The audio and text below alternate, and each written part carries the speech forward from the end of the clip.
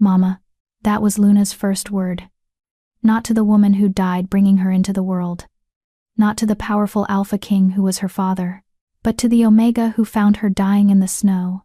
Rose Forbes had been invisible her entire life. The weakest wolf in Blood Moon Pack. A creature so beneath notice that even the servants looked down on her. She'd learned to accept her fate to scrub floors and empty garbage, and believe the lie that Omegas deserved nothing better. Then a baby appeared in her path, abandoned, freezing, dying. And Rose did what no one had ever done for her. She refused to walk away. The moment their hands touched, fate rewrote itself. A mark burned into Rose's wrist, ancient, powerful, undeniable. The Alpha King's mate bond, appearing on the most unlikely wolf imaginable. But this wasn't just about Rose and a powerful mate. This was about a baby who saw what others couldn't, who recognized the silver moon blood hidden beneath an Omega's submissive exterior, who called out to the one wolf strong enough to protect her from the darkness closing in. Rose thought she was saving Luna. She had no idea Luna was saving her right back. Nothing would ever be the same again. Chapter 1.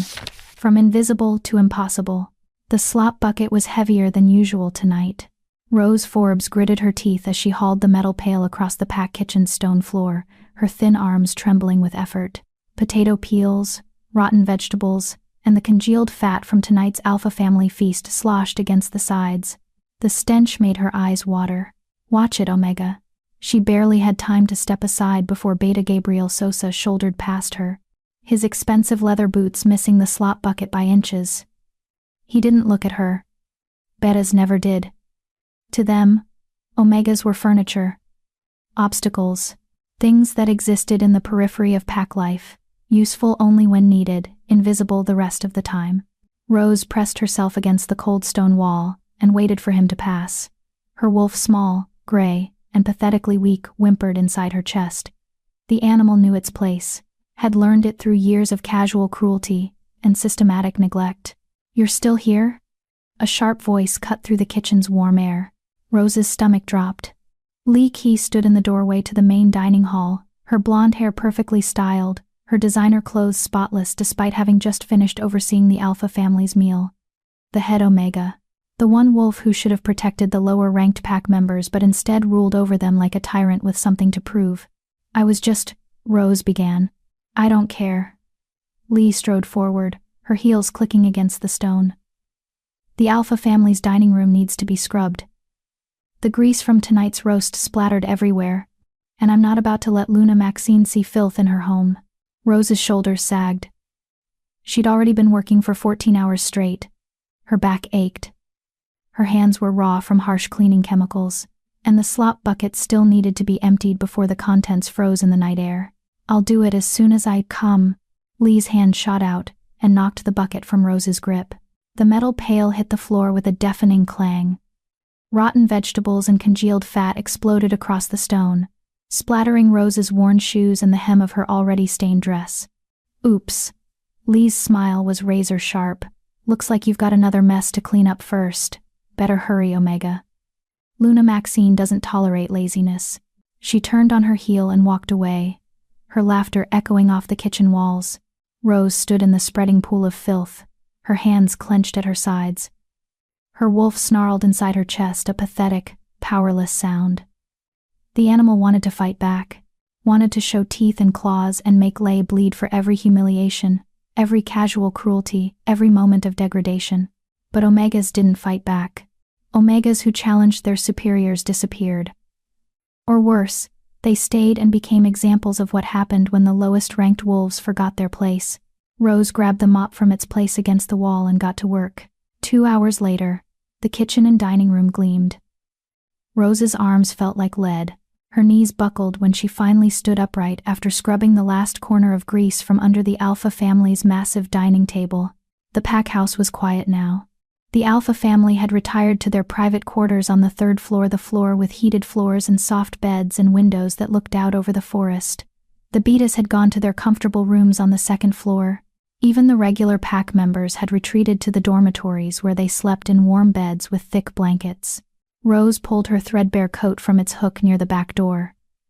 The fabric was more holes than cloth now, but it was all she had. Omegas didn't get stipends for new clothes. They got hand-me-downs from wolves who'd worn garments until they literally fell apart. The night air hit her like a physical blow when she stepped outside. December in the Blood Moon Pack's territory was brutal. The Pack's land stretched across the northern mountains where winter came early and stayed late. Snow already blanketed the ground in thick drifts, and the wind carried the promise of a storm rolling in from the peaks. Rose wrapped her coat tighter and started the long walk to the Omega quarters. The quarters was a generous term for what was actually a converted storage shed at the very edge of Packlands. No heat, no insulation. Just 4 walls, a roof that leaked when it rained, and a single wood-burning stove that Rose had to feed with wood she gathered herself. But it was away from the main pack house, away from Lee's cruelty and the casual contempt of wolves who saw Omegas as less than dirt. Out here, Rose could almost pretend she was alone, free, not trapped in a hierarchy that had marked her as worthless from the moment she presented as an Omega at age 13. She was halfway across the snow-covered grounds when she heard it. A cry, faint, weak, almost lost in the howl of wind through the trees. Rose stopped walking. Her wolf's ears perked up inside her mind, straining to hear past the storm. For a moment, there was nothing but the whistle of wind and the creak of ice-laden branches. Then it came again. A baby's cry. Rose's breath caught in her throat. The sound was coming from the forest, from the dark stretch of woods that bordered the Pack's territory to the north. No one went into those woods at night. The northern forest was wild, untamed, full of rogues and predators, and things worse than either. The cry came a third time, weaker now, fading. Rose's feet moved before her brain caught up. She plunged into the tree line, her worn boots sinking into snow that came up to her knees. The wind bit through her coat like teeth. Ice crystals stung her cheeks. Her wolf whined in protest. This was dangerous, stupid, the kind of thing that got Omegas killed. But Rose couldn't stop. The crying was so weak now, so faint. A baby was out here, alone in the snow, and if Rose didn't find it soon, there, a bundle of cloth half buried in a snowdrift beneath a massive pine tree. Rose dropped to her knees and brushed away the snow with trembling hands. The cloth was fine, expensive silk that had no business being out in these woods, and wrapped inside was a baby, a tiny, perfect baby girl with dark hair and skin that was already turning blue from the cold. No, no, no. Rose scooped the infant into her arms, tucking the child against her chest and wrapping her coat around them both. The baby wasn't crying anymore, wasn't moving. Her little chest barely rose and fell with shallow, desperate breaths. She was dying. Rose's wolf howled inside her mind. The animal's maternal instincts surged forward. Protect the pup, save the pup, die before letting the pup die. Stay with me. Rose pressed her cheek against the baby's icy forehead. Please stay with me. You're going to be okay. I promise you're going to be okay. The baby's eyes fluttered open. They were gold. Bright, burning gold, the mark of alpha blood. This wasn't just any baby. This was an alpha's child, and someone had left her here to die. Rose's mind raced. She needed to get the baby warm. Needed to get her to the pack doctor. Needed to find out who this child belonged to and why she'd been abandoned in the snow like garbage. But first, she needed to warm the baby up enough to survive the trip back. Rose shifted the infant in her arms, pulling the silk wrapping tighter and rubbing the child's tiny hands between her own. The baby's fingers were like ice. Her lips were gray. She wasn't going to make it if Rose didn't do something now. Come on. Rose brought the baby's hand up to her mouth, breathing warm air over the frozen fingers. Come on, little one. Fight. Please fight. The baby's tiny hand flexed. Her fingers wrapped around Rose's thumb, and the world exploded. Pain. White-hot, searing, unbearable pain that started at Rose's wrist and shot up her arm like lightning. She screamed. The baby fell from her arms into the snow as Rose collapsed, clutching her wrist. The pain was unlike anything she'd ever felt, worse than breaking bones, worse than silver burns, worse than anything her wolf could have prepared her for. Something was carving itself into her skin. No, not carving, burning, branding. Rose forced her eyes open through tears of agony and looked down at her wrist.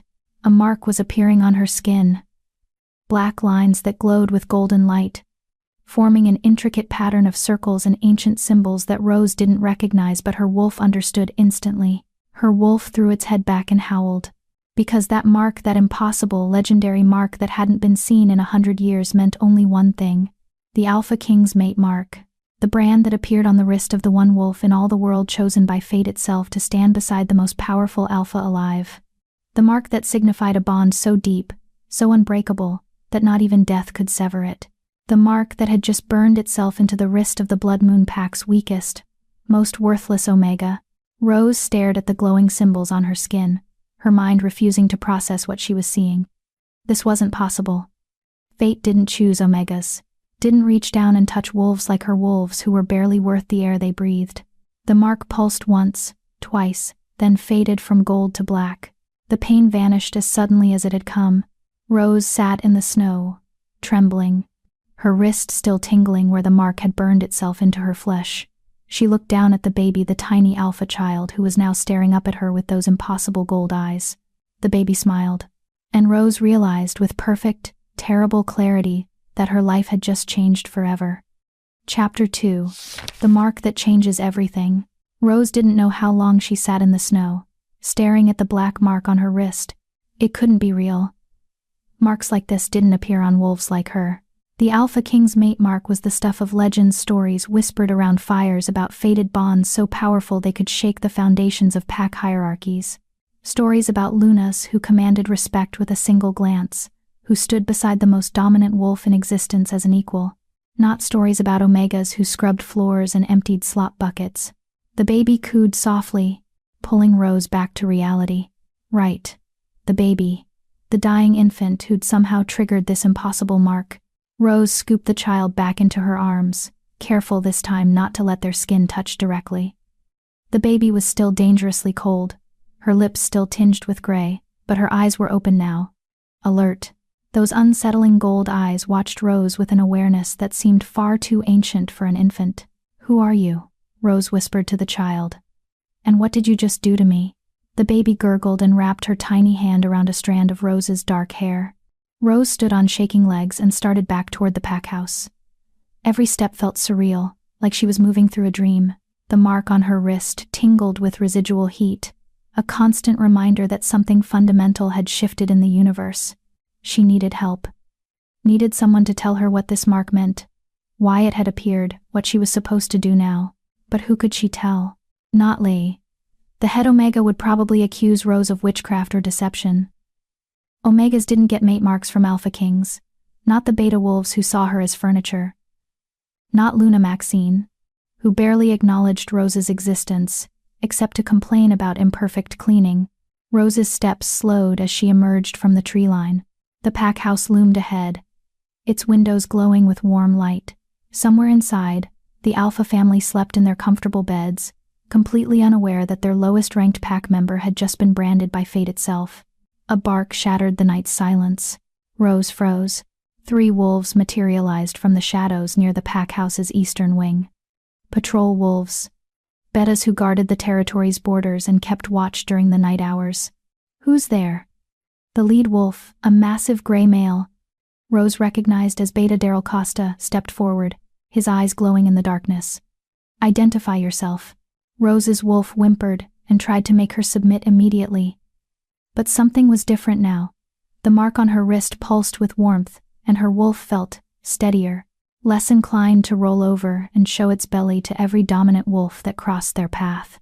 "It's Rose Forbes," she called out, her voice stronger than she expected. "I found a baby in the woods. She needs help." Daryl closed the distance in 3 long strides. The other patrol wolves, Dave Hansen and Nicholas Warren, flanked him, their expressions hardening when they saw what Rose carried. "What the hell were you doing in the northern woods?" Daryl demanded. His eyes locked onto the baby, and something flickered across his face. Recognition? Fear? "I heard crying," Rose said. She pulled her coat tighter around the infant, shielding the child from the beta's scrutiny. She was buried in the snow. Someone left her there to die. "Let me see the child."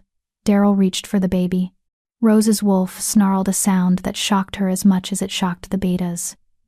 Omegas didn't snarl at betas, didn't refuse direct commands, didn't show teeth to wolves 10 times more dominant. But Rose found herself stepping back, holding the baby tighter. "She's cold," Rose said through gritted teeth. She needs the pack doctor, not an interrogation.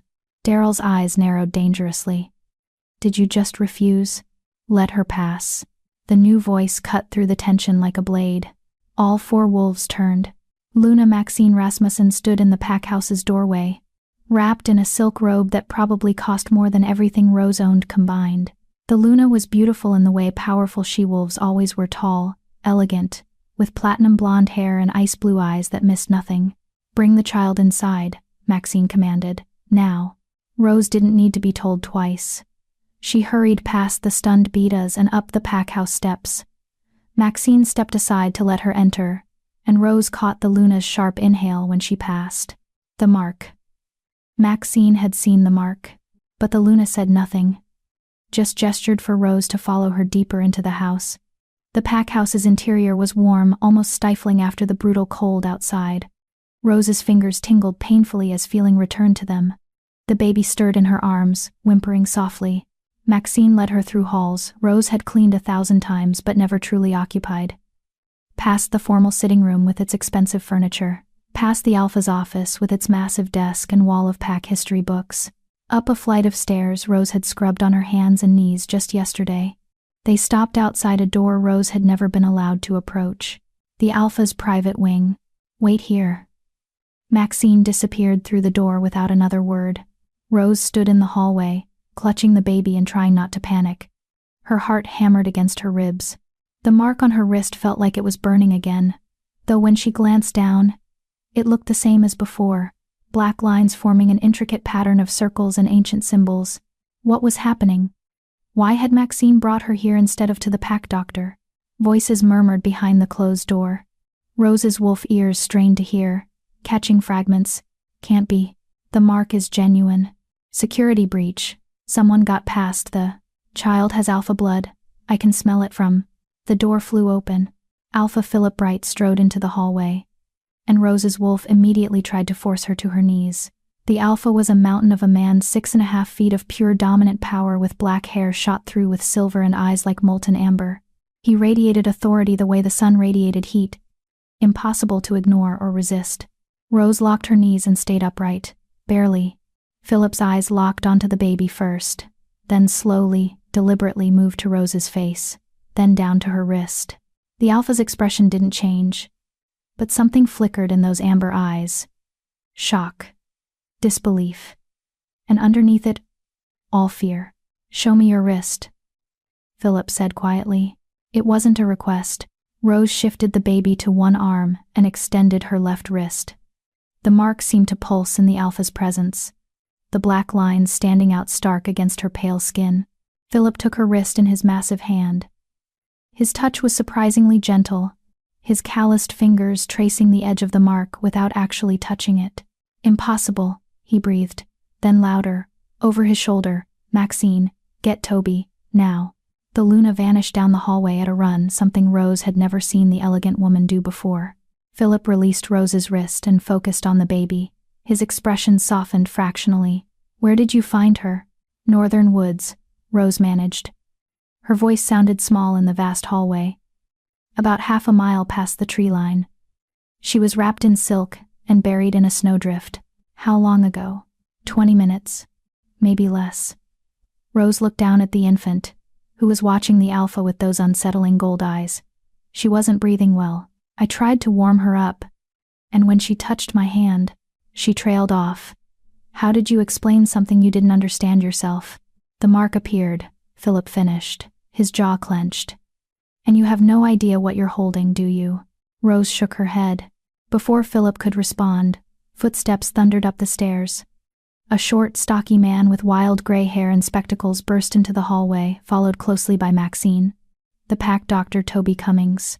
Let me see her, Toby demanded, already reaching for the baby. This time, Rose's wolf didn't protest. She handed the infant over, and Toby immediately began examining the child with practiced efficiency. He checked her temperature, her breathing, her pulse, peeled back her tiny eyelids to examine her pupils, unwrapped the silk cloth to check for injuries. Hypothermia, Toby muttered. Mild, but she was close. Another 10 minutes. He glanced at Rose. You saved her life. Rose didn't know what to say to that, so she said nothing. Toby rewrapped the baby and straightened. When he spoke again, his voice was deadly serious. Philip. This child has alpha blood. Strong alpha blood. And unless I'm very much mistaken, she's his, Philip interrupted. His amber eyes met the doctor's. She has to be. His? Rose couldn't stop herself from asking. Whose? The three adults exchanged loaded glances. The Alpha King's, Maxine said softly. This child belongs to the Alpha King. The words didn't make sense at first. Then they crashed into Rose's understanding like a freight train. The baby in Toby's arms, the infant Rose had found dying in the snow, was the daughter of the most powerful wolf alive. The Alpha King who ruled over all packs in the Northern Territories. The male whose very name made lesser wolves tremble. And someone had left his child in the woods to freeze to death. That's impossible, Rose whispered. The Alpha King would never abandon his child. Everyone knows He didn't. Philip cut her off. His expression was grim. Someone took her. Someone breached the king's security, stole his daughter, and dumped her in our territory to die. The implications crashed down on Rose like an avalanche. This wasn't just about finding a baby. This was an act of war. A direct attack on the Alpha King himself. And Rose, worthless, invisible Rose, had just walked straight into the middle of it. Why would they leave her here? Rose asked. Why our territory? To start a conflict, Maxine said. Her ice-blue eyes were hard. If the king's daughter died on Blood Moon lands, he'd assume we were responsible. He'd retaliate. Our pack would be slaughtered within days. Rose's blood ran cold. But she didn't die, Toby said, bouncing the baby gently in his arms. Rose found her in time. Which means we need to return her to the Alpha King immediately, Philip finished. He turned to Rose, his expression unreadable. And you're coming with us. What? Rose took an involuntary step backward. Why me? Philip gestured to her wrist. Because you bear his mate mark. Because somehow when that child touched you, fate itself decided you belong to the Alpha King, and when he sees that mark. The Alpha's jaw clenched. There's going to be hell to pay. 30 minutes later, Rose stood in her pathetic shed, staring at the handful of possessions that constituted her entire life. 2 threadbare dresses, a pair of worn boots, a single blanket with more holes than fabric, a chipped mug she'd salvaged from the pack house trash 5 years ago. This was it. This was everything she owned. And apparently she was about to leave it all behind, to travel to the Alpha King's territory and explain why his mate mark had appeared on the wrist of a nobody Omega. You have 5 minutes. Rose turned to find Beta Daryl Costa standing in her doorway, his expression carefully neutral. The patrol wolf had been assigned to escort her back to the pack house once she'd gathered her things. I don't need 5 minutes, Rose said quietly. She grabbed her spare dress and the blanket, shoving them into a canvas bag that had seen better decades. Daryl watched her in silence for a moment. Then, for what it's worth, I don't think you had anything to do with the child's abduction. Rose looked up sharply. Does anyone think I did? Lee does. Daryl's mouth twisted. She's been spreading rumors since Maxine dragged you into the Alpha's wing. Says you probably stole the baby yourself to get attention. Says Omegas are always looking for ways to rise above their station. Of course Lee was. Rose shouldn't be surprised the head Omega had spent years making Rose's life miserable. Why stop now? What do you think? Rose asked. Daryl shrugged. I think fate works in mysterious ways. And I think that mark on your wrist is going to cause more chaos than anyone's ready for. He stepped aside from the doorway. Come on. Alpha Philip wants to leave within the hour. Rose took one last look at her shed at the place that had been her only refuge for 6 years. Then she followed Daryl out into the night. The pack house was in controlled chaos when Rose returned. Wolves moved with purpose through the halls, preparing for the journey to the Alpha King's territory. Supplies were being loaded into vehicles. Warriors were checking weapons. The air buzzed with tension and barely suppressed fear. Rose followed Daryl to the main foyer, where Alpha Philip stood reviewing maps with several of his top betas. Luna Maxine was there too, dressed in traveling clothes and looking every inch the powerful she-wolf she was. And standing slightly apart from the others, Wrapped in a warm blanket and sleeping peacefully in Toby's arms was the baby, Rose. Philip looked up from his maps. You'll ride with Maxine and me in the lead vehicle. The baby stays with you at all times. Why? Rose couldn't help asking. Wouldn't she be safer with? She's safest with you, Philip interrupted. That mark on your wrist? It appeared when she touched you, which means on some level, metaphysical or otherwise, she recognizes you as her father's mate. She'll be calm with you, compliant. And if we run into trouble on the road? He hesitated. The mark might offer you some protection. Rose doubted that very much, but she nodded anyway. Good. Philip rolled up his maps. We leave in 20 minutes. Stay close to Maxine, and don't talk to anyone about that mark. The fewer wolves who know about this, the better. Rose agreed, and moved to stand beside the Luna, who was reviewing a list on a tablet with swift, efficient swipes. You're handling this better than I expected, Maxine said without looking up. Rose wasn't sure how to respond to that, so she simply said, I don't have much choice. No, Maxine agreed. You don't. She finally looked at Rose, her ice blue eyes assessing. But for what it's worth, you did well tonight. Not many wolves would have gone into those woods alone. Fewer still would have saved the child without thinking of the political implications first. It was the closest thing to a compliment Maxine had ever given her. Rose felt something warm unfurl in her chest, gratitude mixed with surprise. Thank you, Luna. Maxine's expression softened slightly. Then she turned back to her tablet, and the moment was over. Vehicles are ready. Someone called from outside. Philip strode toward the door. Let's move. I want to be on the king's lands before dawn. The pack mobilized with military precision. Rose found herself ushered into a massive black SUV with tinted windows and leather seats that probably cost more than she'd earn in a lifetime. Maxine slid in beside her, and Toby handed over the baby before climbing into a second vehicle. The infant stirred when Rose took her, those gold eyes opening briefly before closing again. She trusts you, Maxine observed as the convoy began to move. Rose looked down at the tiny face, at the impossible child who'd somehow upended her entire existence in the space of 30 minutes. I don't even know her name, Rose said softly. She doesn't have one yet, Philip said from the driver's seat. His eyes met Rose's in the rearview mirror. Alpha King Gary Fletcher was waiting to name her until her mother chose. But the mother died in childbirth 3 weeks ago. Rose's heart clenched. This baby had already lost her mother. And someone had tried to take her father from her too by leaving her to die. What kind of monster would do this? Rose whispered. The kind who wants to watch the northern territories burn? Maxine said grimly. The kind who'd start a war between the Alpha King and every pack in the region just to seize power in the chaos. Rose held the baby tighter and stared out the window as the Blood Moon Pack's territory disappeared behind them. Ahead, in the darkness, lay the Alpha King's lands. And on Rose's wrist, the impossible mark pulsed with warmth, a constant reminder that her life as an invisible Omega was over. Whether she was ready or not, fate had chosen her. Now she just had to survive whatever came next. Chapter 3. When Destiny Knocks at Midnight. The convoy moved through the night like a chain of silent predators. Rose watched the landscape blur past her window, dense forests giving way to open valleys, then climbing back into mountain passes where the snow lay thick and pristine. The baby slept peacefully in her arms, seemingly oblivious to the tension radiating from every wolf in the vehicle. They'd been driving for 2 hours, and no one had spoken since they left Blood Moon territory. Rose's mind wouldn't stop racing.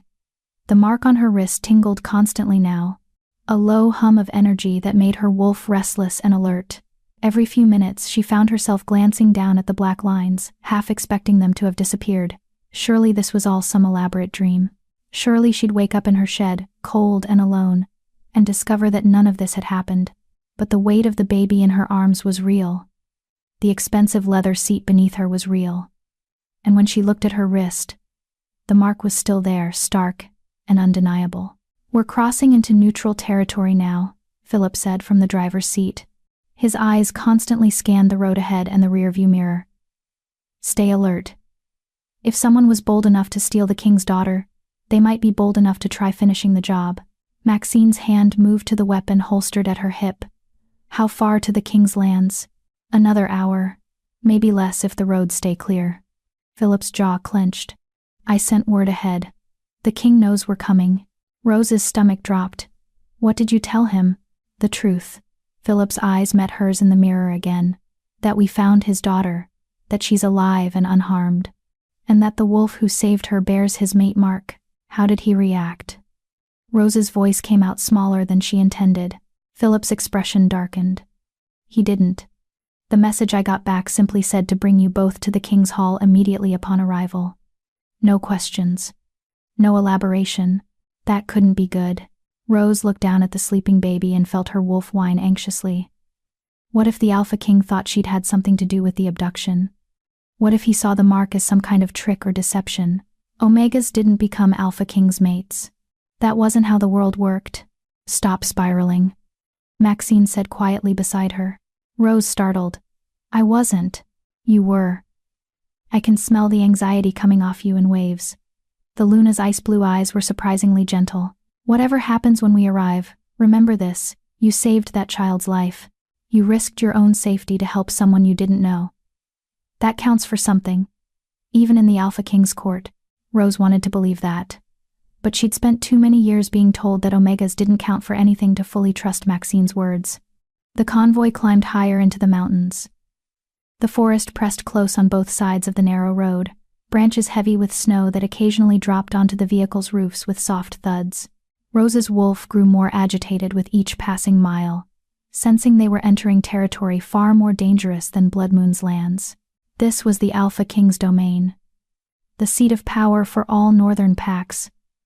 Wolves who came here uninvited rarely left alive. Contact. Dave Hansen's voice crackled through the vehicle's radio. He was driving the second SUV in the convoy. 3 vehicles approaching from the north.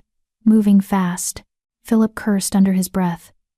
Can you identify them? A pause. Then, King's Guard. They're flying the royal banners. Some of the tension drained from Philip's shoulders. Stand down, they're here to escort us. Sure enough, 3 massive black vehicles materialized from the darkness ahead, their headlights cutting through the pre-dawn gloom. They were bigger than Philip's SUVs, armored and clearly built for combat. The lead vehicle pulled alongside them, and Rose caught a glimpse of the wolf driving it. Even through tinted windows, she could feel his dominance. This wasn't just a beta warrior. This was something more, something that made her Omega wolf want to crawl under the seat and hide. The King's Guard vehicle moved in front of them, and the other 2 fell into formation behind the convoy. They were boxed in now, surrounded by the Alpha King's personal warriors. There would be no turning back. The sun was just beginning to rise when they crested the final mountain pass, and Rose got her first glimpse of the Alpha King's territory. She'd heard stories, of course. Every wolf in the northern territories had heard about the king's lands, the vast forests, the mountain strongholds, the pack house that was more castle than residence. But nothing had prepared her for the reality. The valley spread out below them like something from a fairy tale. Dense pine forests blanketed the lower slopes, gradually giving way to open meadows where Rose could see herds of deer grazing in the early morning light. A river cut through the center of the valley, its water dark and swift even in winter. And rising from the northern end of the valley, built into the side of the mountain itself, was the King's Hall. It was enormous. 3 stories of stone and timber that seemed to grow organically from the mountainside, with massive windows that caught the rising sun and threw it back in brilliant flashes of light. Towers rose from each corner, and Rose could see wolves moving along the battlements, guards keeping eternal watch over their king's domain. Goddess, Rose breathed. Impressive, isn't it? Maxine's voice held a note of something Rose had never heard from the Luna before. Awe. I've only been here twice. It's even more overwhelming up close. The convoy descended into the valley on a road that had been carved from the mountainside itself. Rose's ears popped from the altitude change. The baby stirred in her arms, whimpering softly, and Rose automatically began rocking her gently. Shh, she murmured. It's okay, little one. We're almost there. The baby's gold eyes opened and fixed on Rose's face. For a moment Rose could have sworn she saw recognition there, as if this tiny infant knew exactly who Rose was and what the mark on her wrist meant. Then the baby smiled and grabbed Rose's finger with surprising strength. The mark pulsed with warmth. She likes you, Maxine observed. I think she's the only one who will. Rose said quietly. When the Alpha King sees me in Omega wearing his mate mark, he's going to think I'm either a liar or insane. Or he's going to see what fate intended, Maxine countered. You can't fake that mark, Rose. Every wolf who knows the old legends will recognize it for what it is. The question isn't whether it's real. The question is what the king will do about it. That was what terrified Rose most. The convoy passed through a massive gate, set into the valley's natural stone walls. The king's guard wolves manning the gate snapped to attention as the vehicles rolled past, their eyes tracking every movement with predatory focus. Inside the walls, the king's territory was even more impressive. The forests were well maintained, the roads perfectly paved. Rose could see buildings scattered throughout the valley, pack houses, training facilities, what looked like a massive medical center. This wasn't just a pack, this was a city, a kingdom unto itself. And somewhere in that stone fortress ahead, the Alpha King was waiting. The convoy pulled up to the king's hall's main entrance. As the sun finally cleared the mountain peaks, Rose's heart hammered against her ribs. Her mouth had gone dry. The baby seemed to sense her distress and began fussing, her tiny face scrunching up in preparation for a cry. Easy, Rose whispered, bouncing her gently. Please don't cry. Not now. The baby settled slightly, but her gold eyes remained fixed on Rose's face, watching, waiting. Philip put the vehicle in park and turned to face Rose and Maxine. When we go inside, let me do the talking. Rose, keep the baby calm and stay close to Maxine. Don't speak unless the king addresses you directly. Don't make eye contact unless he commands it. And whatever you do, don't show fear. That last one might be difficult, Rose admitted. Philip's expression softened fractionally. I know. But Omegas who show fear to dominant alphas trigger their predator instincts. The king is already going to be on edge. His daughter was stolen and nearly died. He's going to be looking for someone to blame, someone to punish. Don't give him a reason to focus that rage on you. Rose nodded, though her wolf was already trying to force her into submission posture. The vehicle doors opened. The king's guard warriors stood at attention on either side of the entrance, their faces carved from stone. Rose climbed out carefully, cradling the baby against her chest. The air here smelled different. Cleaner somehow. Pine and snow. And something else, something wild and powerful that made Rose's wolf whimper in recognition. Alpha dominance. So thick and overwhelming it was almost tangible. And it was coming from inside the hall. Move. One of the guard warriors commanded. His eyes were flat and cold. The king is waiting. Philip led the way up the massive stone steps. Maxine stayed close to Rose's right side, her presence a small comfort in the overwhelming chaos of sensation and emotion. The hall's main doors were twice Rose's height, and carved with intricate scenes of wolves hunting, fighting, ruling. They swung open silently as the group approached, revealing an entrance hall that took Rose's breath away. The ceiling soared 30 feet overhead, supported by massive timber beams that looked like they'd been carved from single trees. Tapestries depicting the history of the northern packs hung from the stone walls, and at the far end of the hall, up a short flight of stairs, sat a throne carved from black wood and inlaid with silver. The throne was empty, but Rose could feel him, could sense the presence of the wolf who ruled from that seat, the dominance that permeated every stone of this building, every breath of air in this valley. The Alpha King was close. This way. Another guard warrior gestured toward a corridor leading off the main hall. They followed him through passages lit by both modern lighting and ancient torches that cast dancing shadows on the walls. Other wolves passed them, betas and gammas and even a few alphas, all of whom stopped and stared at the procession. Rose heard whispers following in their wake. That's the Blood Moon Alpha. Why would they bring their Omega here?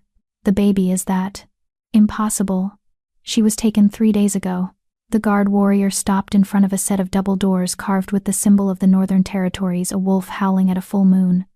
He knocked twice, sharp and precise. Enter. A voice commanded from within. The voice was deep, resonant, and carried so much alpha dominance that Rose's knees nearly buckled. Her wolf threw itself against her mental restraints, trying desperately to force her into a submissive crouch. The doors opened. The room beyond was a study floor-to-ceiling bookshelves, a massive desk, comfortable chairs arranged near a fireplace where flames crackled merrily.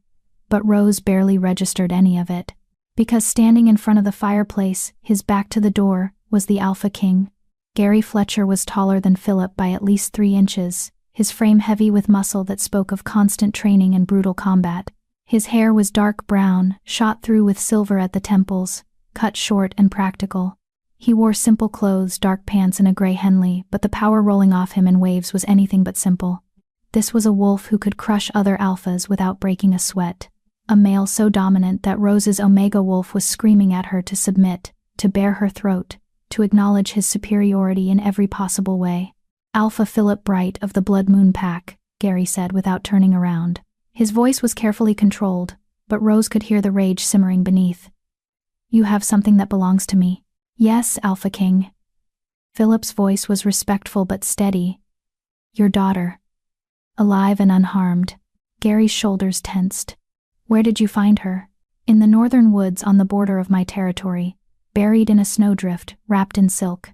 She would have died if. Gary turned then, and Rose got her first look at the Alpha King's face. He was handsome in a brutal, dangerous way. Sharp cheekbones, a strong jaw, eyes that were a startling amber gold, the same color as his daughter's. But it was the expression in those eyes that made Rose's blood run cold.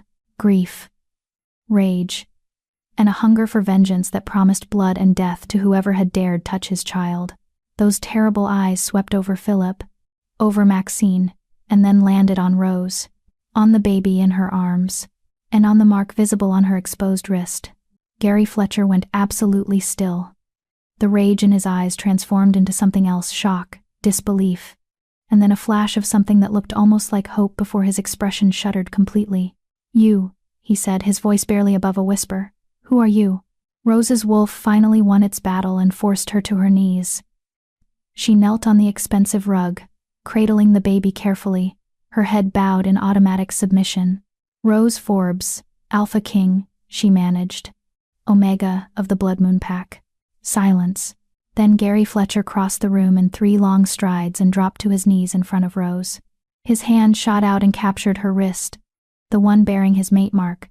His touch sent electricity racing up Rose's arm, and her wolf threw its head back and howled in recognition. Mate. This was their mate. The one wolf in all the world chosen by fate to stand beside them. Gary's thumb traced the edge of the mark, his touch reverent.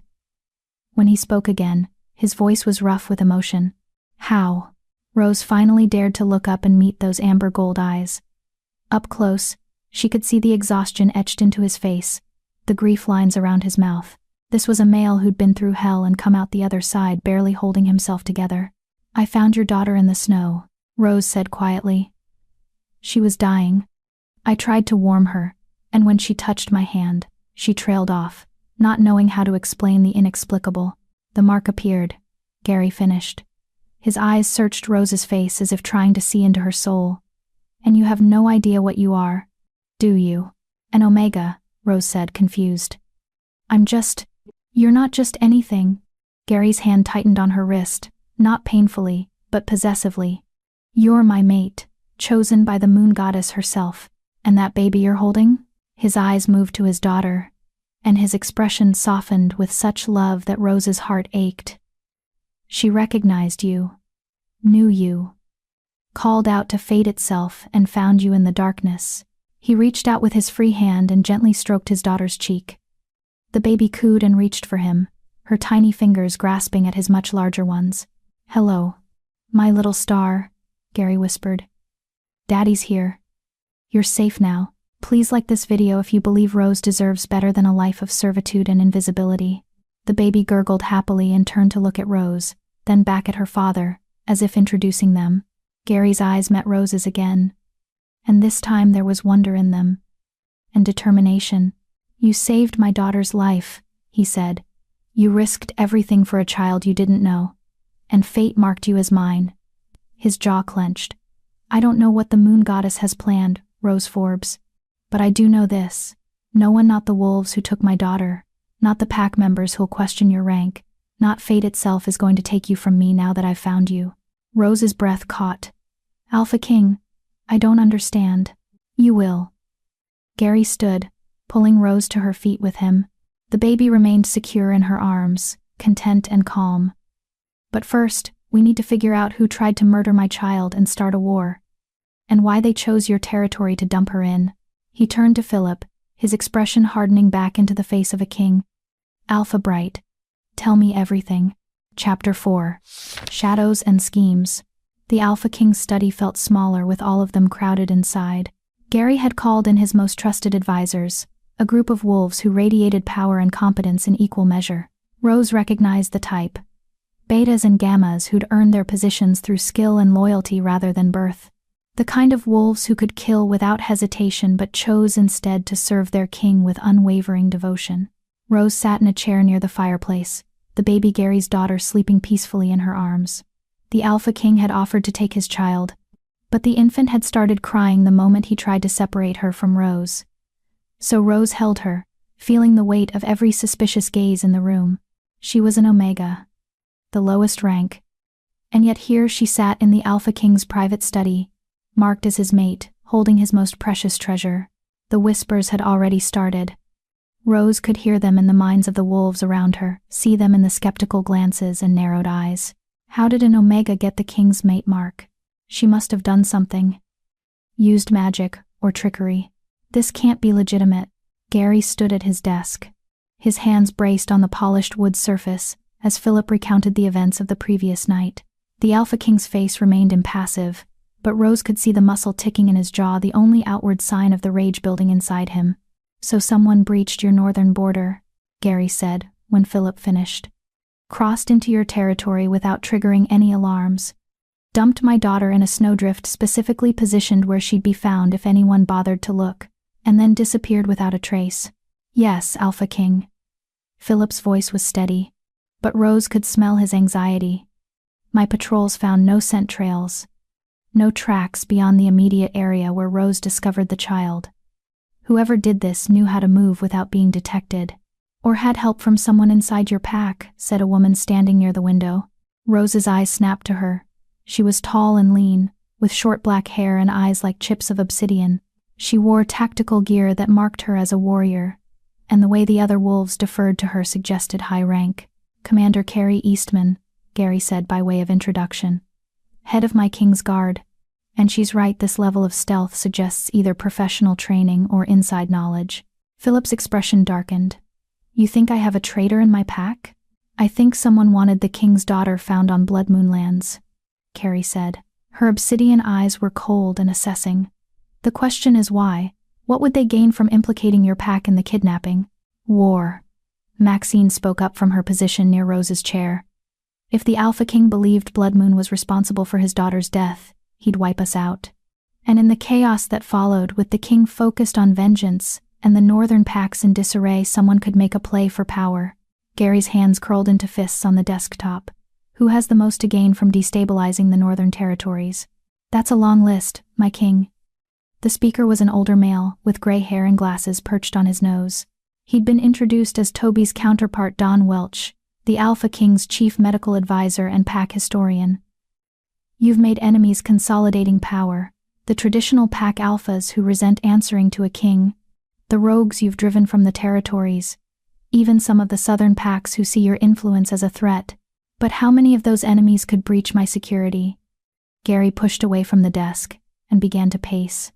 My daughter was taken from the King's Hall itself, from the nursery wing, which is protected by round-the-clock guards and enough security measures to stop a small army. Whoever did this had access, had knowledge of our protocols, He stopped mid-sentence, his body going rigid. Rose felt it too, her wolf suddenly alert and snarling inside her mind. Something was wrong. Something was. The door to the study burst open. A King's Guard warrior stumbled in, his face pale, and his clothes torn. Blood dripped from a gash on his forehead, and Rose could smell the acrid scent of fear rolling off him in waves. Alpha King, the warrior gasped. We're under attack. The room exploded into motion. Gary was moving before the warrior finished speaking, his body shifting with the fluid grace of a born predator. How many? At least 30 rogues, maybe more. The warrior swayed on his feet, and Carrie caught him before he collapsed. They hit the eastern gate 5 minutes ago. Our guards are holding them off, but they're a distraction, Carrie finished grimly. She looked at Gary. This is too coordinated, too well-timed. Someone knew we'd be focused on the Blood Moon delegation, and they're using the chaos to make another move. Gary's amber eyes flashed with lethal intent. He turned to Philip. Get your wolves to safety.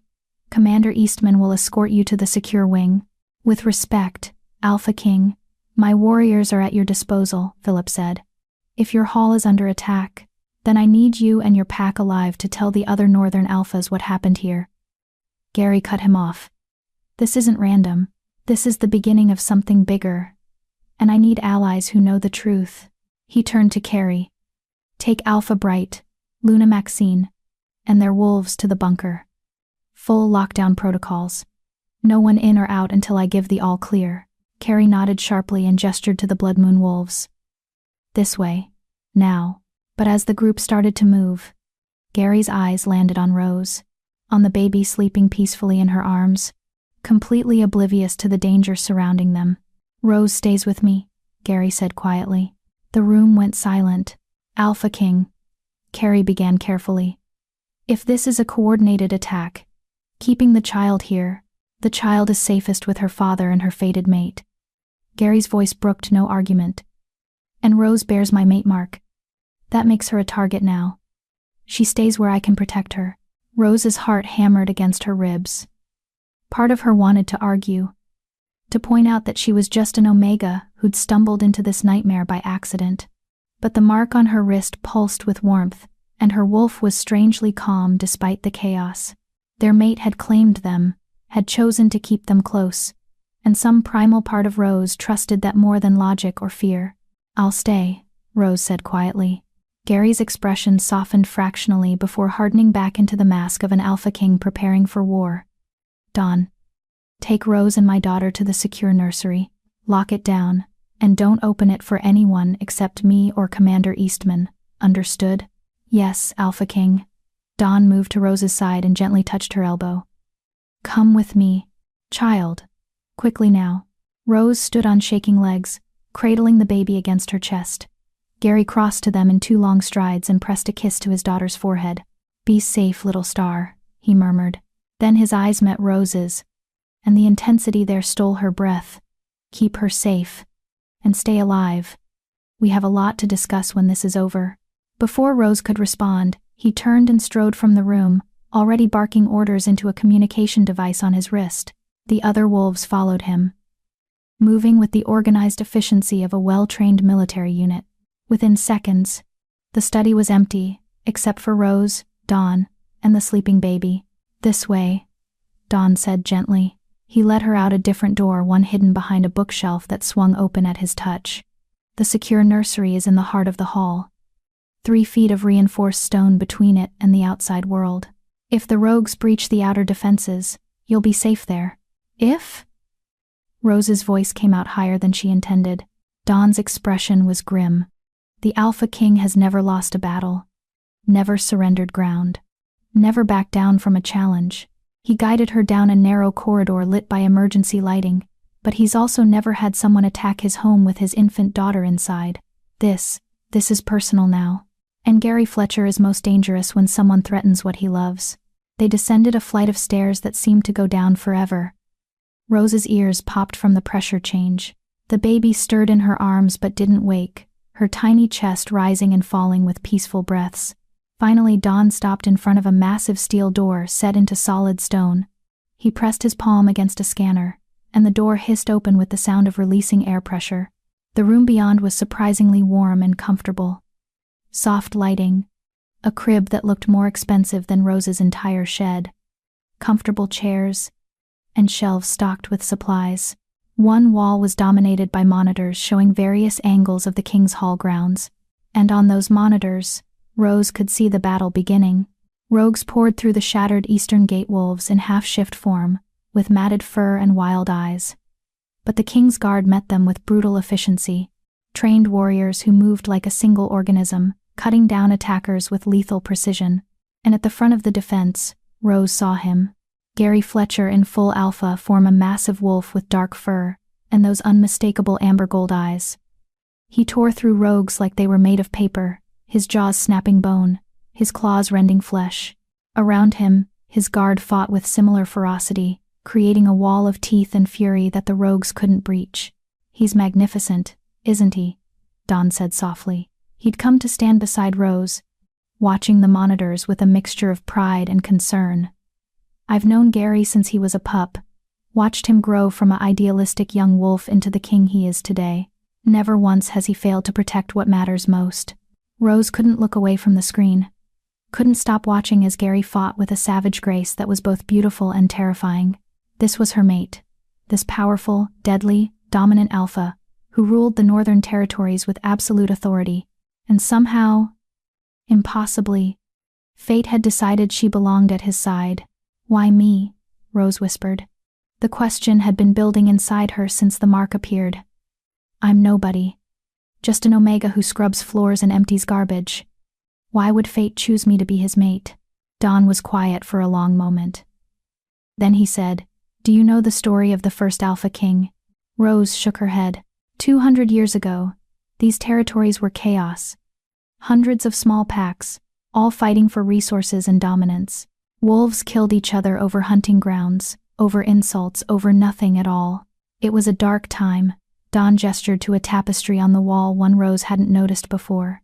It depicted a massive white wolf standing on a mountain peak. Then came Balthazar the Uniter. The first wolf powerful enough to force the packs into submission. He became the first Alpha King, and brought peace through strength. "What does that have to do with me?" Rose asked. "Balthazar's mate was an Omega," Dawn said quietly. "A she-wolf named Clara who everyone dismissed as weak and worthless. But Clara had a gift. She could see the good in wolves that others had written off, could find worth in the broken and forgotten. And she convinced Balthazar that true strength wasn't about domination.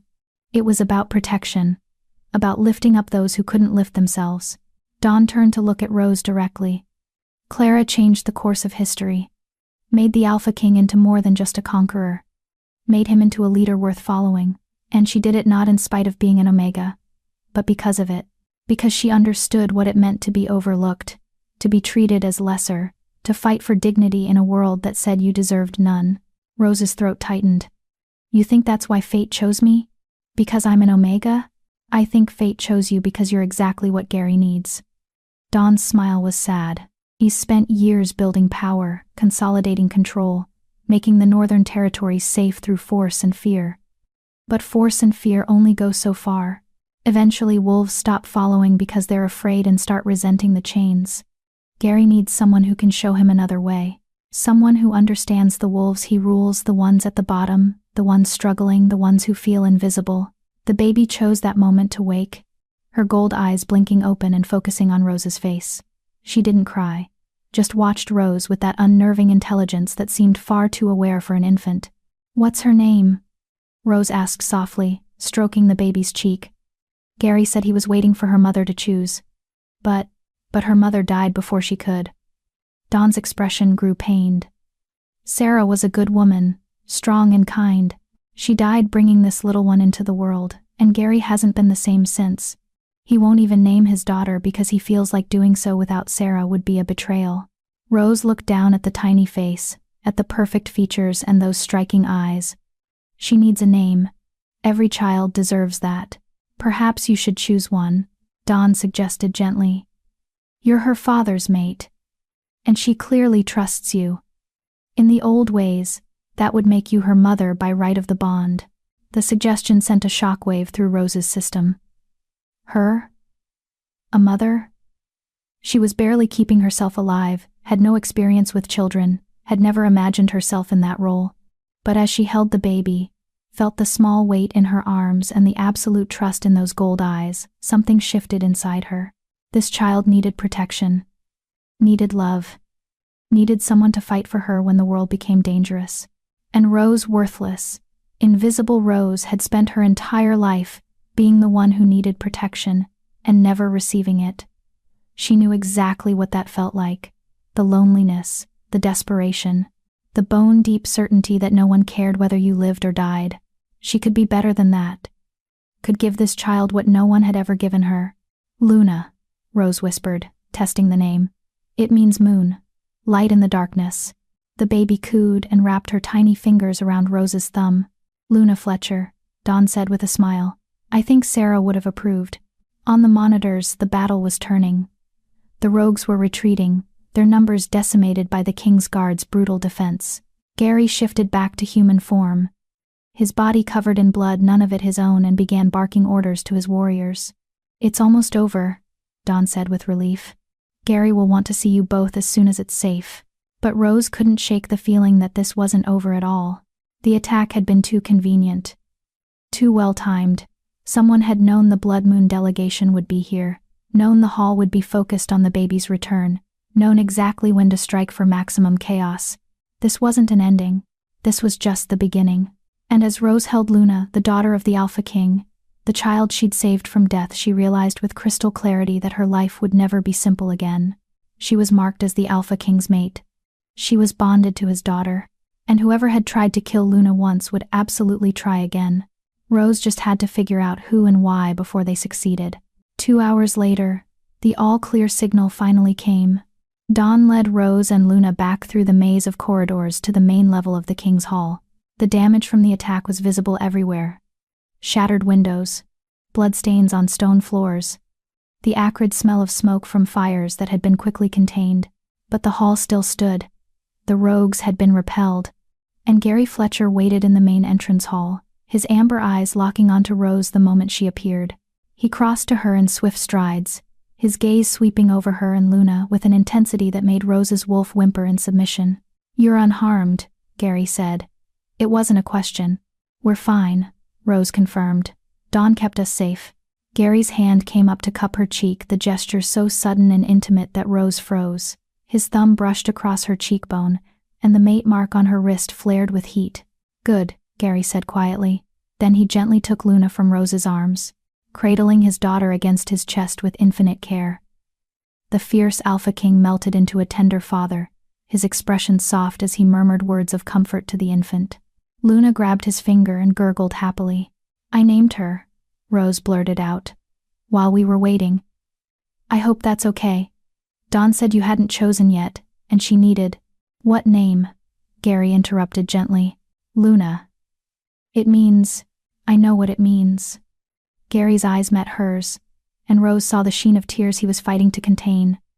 Sarah wanted to name her Luna, if she was a girl. I told Dawn I couldn't do it alone.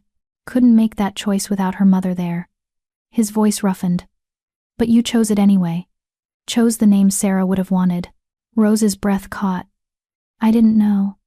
I swear fate works in mysterious ways, Gary said softly, echoing Dawn's earlier words. He looked down at his daughter, at Luna, and smiled through his grief. Hello, little Luna. Your mother would be so proud of you. The baby cooed and reached for Gary's face, her tiny hands patting his cheeks. Rose watched them, her heart aching with emotions she couldn't name. This should have been a family moment, father and daughter reunited, safe and whole. But there was an empty space where the mother should have been, and Rose felt like an intruder on their grief. Alpha King, she said quietly. I should go back to the Blood Moon delegation. Let you have time with. No. Gary's free hand shot out and caught her wrist, the one bearing his mate mark. You're not going anywhere. We need to talk. About the attack. About who's behind this. And about what happens next.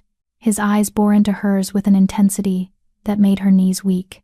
Because whether you're ready or not, Rose Forbes, you're mine now. My mate. Luna's chosen mother. And the wolves who tried to kill my daughter just declared war on both of us.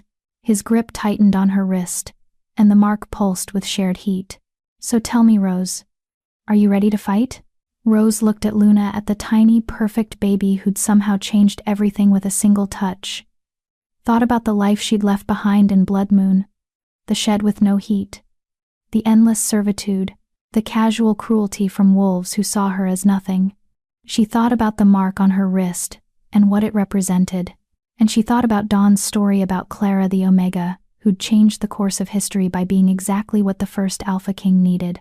Rose squared her shoulders and met Gary's amber gaze head-on. Yes, she said simply. I'm ready. Chapter 5. The Enemies Within. The war room was exactly what Rose expected, maps covering every wall, a massive table in the center scattered with reports and photographs, and wolves who radiated deadly competence standing at attention around the perimeter.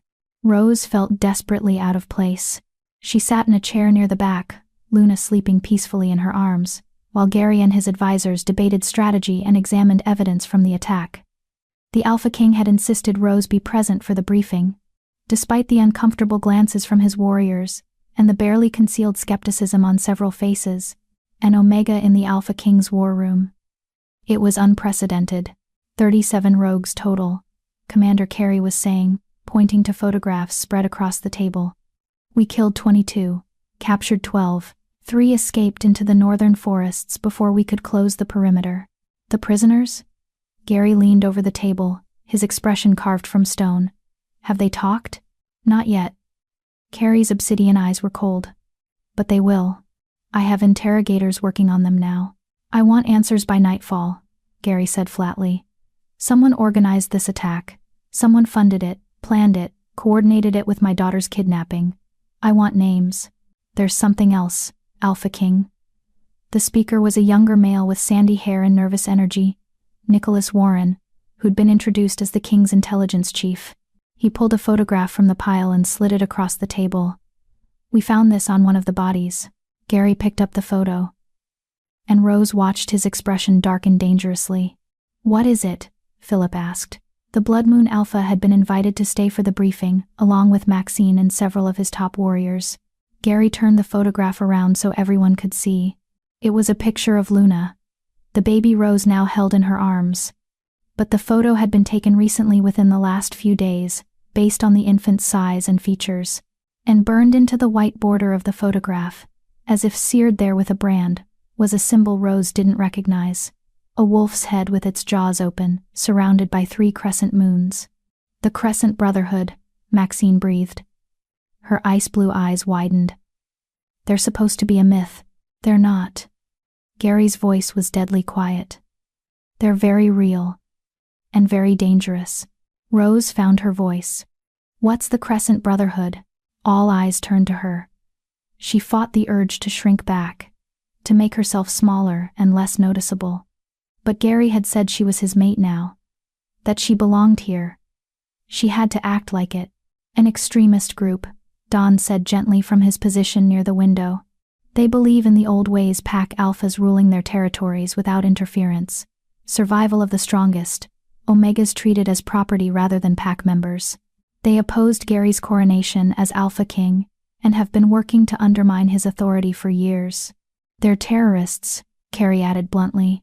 They've bombed pack houses, assassinated alphas who support the king, and spread propaganda about returning to the pure ways of our ancestors. We've been hunting them for 3 years.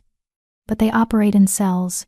Take down one group, 3 more pop up. And now they have my daughter's photograph, Gary said, his knuckles white where he gripped the edge of the table. Which means they were involved in her kidnapping. We're probably the ones who orchestrated the entire thing. But why dump her on Blood Moon lands? Nicholas asked. If they wanted to kill her, why not just do it? Why the elaborate setup? Because they wanted to start a war, Maxine said quietly. If Luna had died on our territory, the Alpha King would have assumed we were responsible. He would have destroyed Blood Moon Pack, as retribution. And while he was focused on us, distracted by grief and rage, the Brotherhood could have made their move. What move? Rose asked. Gary's amber eyes met hers across the room. A coup. They want to assassinate me and install one of their own as Alpha King. Someone who'll undo everything I've built. The protections for lower-ranked wolves, the laws against pack violence, the unified territories. They want to drag us back to the chaos and bloodshed of 200 years ago. Rose felt Luna stir against her chest. The baby's gold eyes opened and fixed on her father, as if sensing his distress, even from across the room. So what do we do? Philip asked. If the Brotherhood is behind this, they're not going to stop just because their attack failed. They'll try again. We find them first, Gary said with lethal certainty. And we end this. Permanently. That's easier said than done, Nicholas pointed out. The Brotherhood's leader, whoever they are, has stayed hidden for years. We don't even know if they're male or female. Alpha or beta. They could be anyone. Could be in any pack. Could be in this room, Carey added darkly. The temperature in the war room dropped several degrees. Gary's eyes swept over every face present, and Rose saw several wolves shift uncomfortably under that amber stare. The implication was clear. If the Brotherhood had managed to breach the King's Hall security and kidnap Luna, they had help from the inside. There was a traitor among them. "We proceed carefully," Gary said, after a long moment. "Trust no one outside this room. Nicholas, I want background checks on every wolf who had access to the nursery wing in the last month. Carrie, increase security around Luna and Rose. No one gets close to them without my explicit permission. Alpha King." One of the warriors spoke up hesitantly. "About the Omega." Rose's stomach dropped. Here it came. The objections. The arguments that she didn't belong here, that an Omega couldn't be the Alpha King's mate, that this was all some elaborate mistake or deception. "Choose your next words carefully," Gary said, his voice dropping to a dangerous growl. "Because if you're about to question my mate's legitimacy, we're going to have a problem." The warrior paled. "I would never, Alpha King.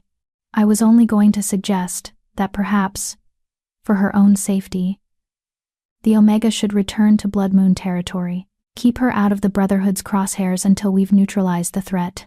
Gary's expression didn't soften. "Rose stays here, under my protection, where I can ensure she's safe. But Alpha King, an Omega in the King's Hall, it's unprecedented. The other packs will talk, will question. Let them question." Gary pushed away from the table and crossed to where Rose sat. He placed one hand on her shoulder, a gesture of possession and protection that made her wolf purr with satisfaction. "Rose Forbes is my fated mate. The moon goddess herself chose her, and anyone who has a problem with that can take it up with me personally." The challenge in his voice was unmistakable. Rose felt the weight of it settling over the room like a physical thing, pressing down on every wolf present until they lowered their eyes in submission. No one argued further. "Good," Gary said. "Now get to work. I want the Brotherhood's leader identified within 72 hours. Use every resource at our disposal. Call in favors from allied packs. Offer rewards for information. I don't care what it takes, find them." The wolves scattered, moving with renewed purpose. Within minutes, the war room had emptied except for Gary, Rose, Luna, and Dawn, who remained by the window looking thoughtful.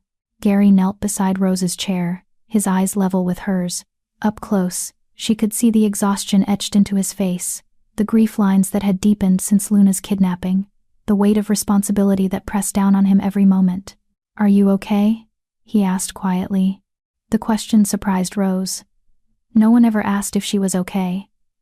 Omegas weren't supposed to have feelings that mattered, needs that deserved attention. I think so," Rose managed. "It's just a lot. All of this. Yesterday I was scrubbing floors, and now you're caught up in a conspiracy that could destroy the Northern Territories," Gary finished grimly.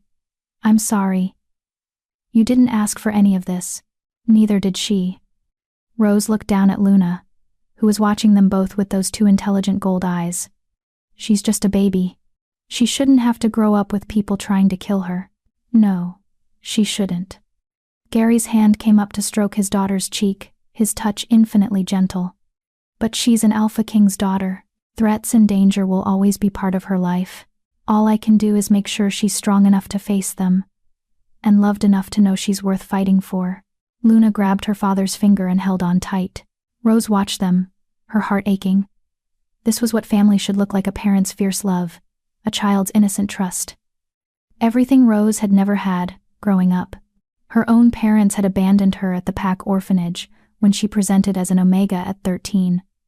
Too ashamed of their low-ranked daughter to keep her. She'd bounced between foster homes for a few years before ending up in Blood Moon Pack service, where at least she had a roof over her head and regular meals. But she'd never had this. This bone-deep certainty that someone would fight for her, would die to keep her safe. "Rose." Gary's voice pulled her back to the present. "I need to ask you something, and I need you to be completely honest." Rose's pulse quickened. "Okay. Do you want this?" Gary gestured between them, then to Luna. "This bond. This life. Being my mate means being a target. Means being pulled into politics and danger in situations no Omega should have to face. If you want to go back to Blood Moon, if you want to reject the bond, I won't stop you. I'll make sure you're protected and provided for, but I won't force you into." I want to stay, Rose interrupted. Gary stopped mid-sentence, his amber eyes searching hers. You're sure? No, Rose admitted. I'm terrified. I have no idea what I'm doing. I don't know how to be a mate, or a mother, or anything beyond a servant. But, she looked down at Luna, who was watching her with such trust and affection that Rose's throat tightened. But she needs me. And I think maybe I need her too. Need you. Rose's voice dropped to barely a whisper. I've spent my whole life being told I was worthless, that omegas were disposable, and then this tiny baby touches my hand and suddenly fate itself says I'm worth something, that I belong somewhere, with someone. Her eyes met Gary's again, and she saw something flare in those amber depths, hope, desire, and a desperate longing that matched her own. I want to stay, Rose repeated. Stronger this time. I want to fight for her. For you. For whatever this bond means. Even if I'm scared. Even if I don't know what I'm doing. I want to try. Gary was silent for a long moment. Then he reached up and cupped her face in both hands, his thumbs brushing away tears Rose hadn't realized she was crying. You're not worthless, he said fiercely. You're brave and compassionate and stronger than you know. You saved my daughter's life when you could have walked away. You came to a strange territory and stood before an alpha king without backing down. And you just agreed to fight a war you barely understand because you want to protect a child who isn't even yours by blood. His forehead pressed against hers, and Rose felt the mate bond flare between them, a connection deeper than words, more fundamental than logic. You're exactly what Luna needs, Gary whispered. What I need, and I swear to you, Rose Forbes, I will protect you, will fight for you. Will make sure no one ever treats you as less than the treasure you are. You're my mate, my equal. And anyone who tries to hurt you will answer to me. The promise in his voice sent shivers down Rose's spine. This was an Alpha King's vow, absolute and unbreakable. And for the first time in her life, Rose felt safe.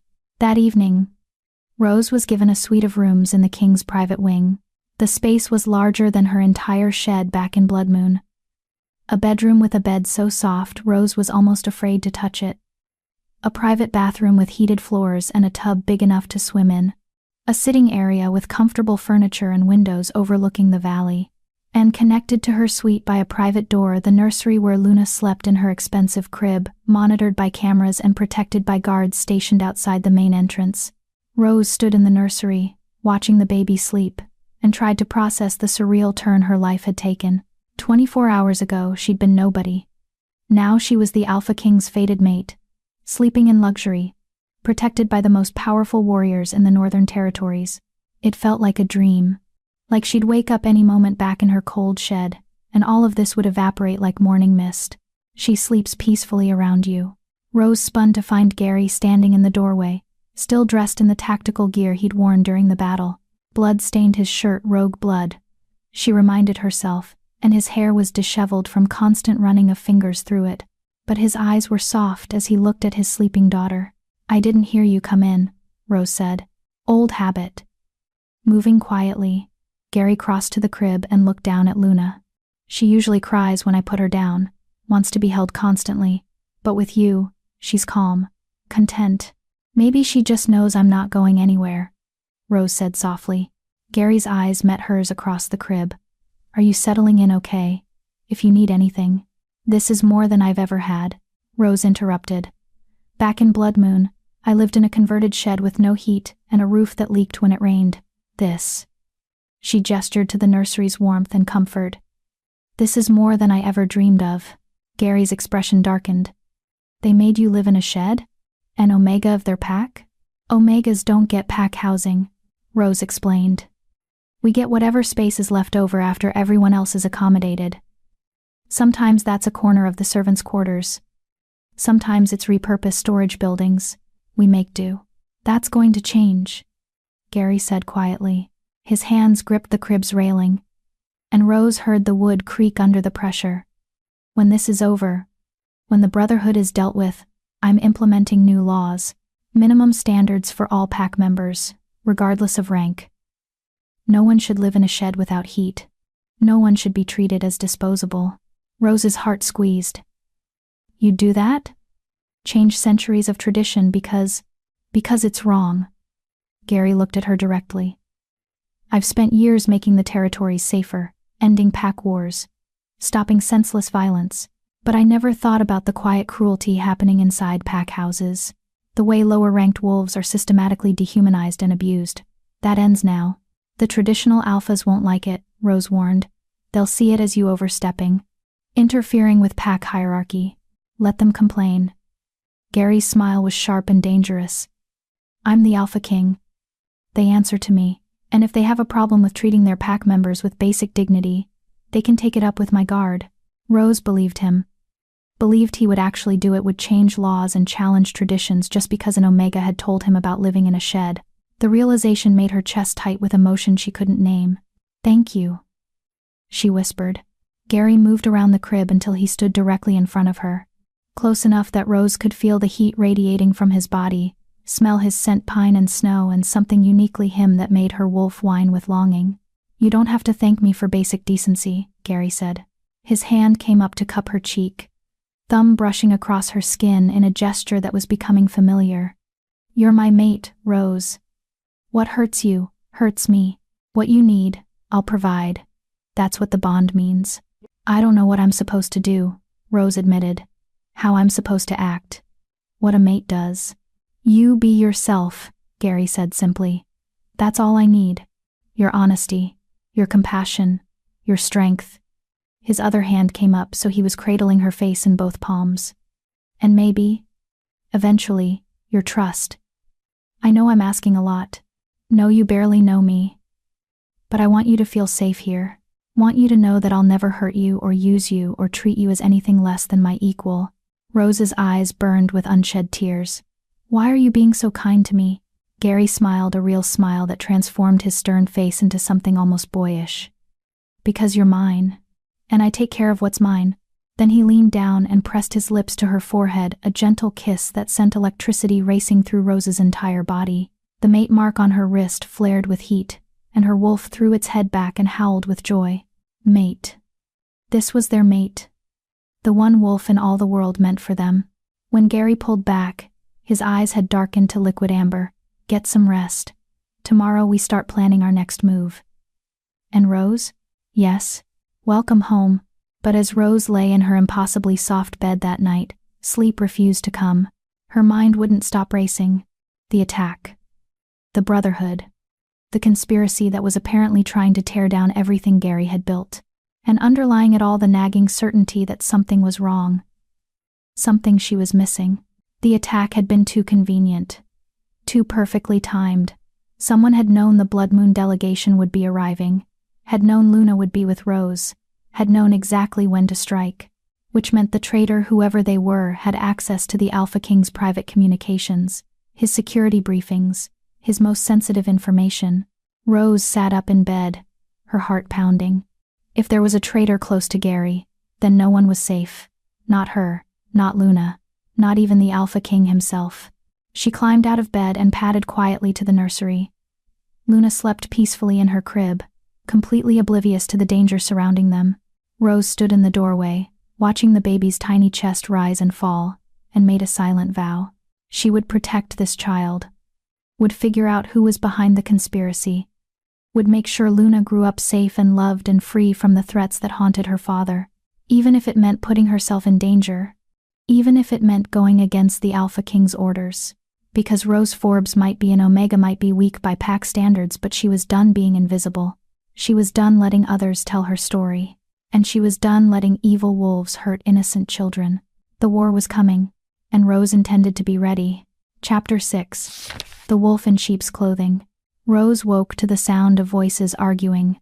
She sat up in bed, disoriented for a moment by the unfamiliar luxury surrounding her. Then memory crashed back. The Alpha King's hall, the mate bond, Luna sleeping in the nursery next door.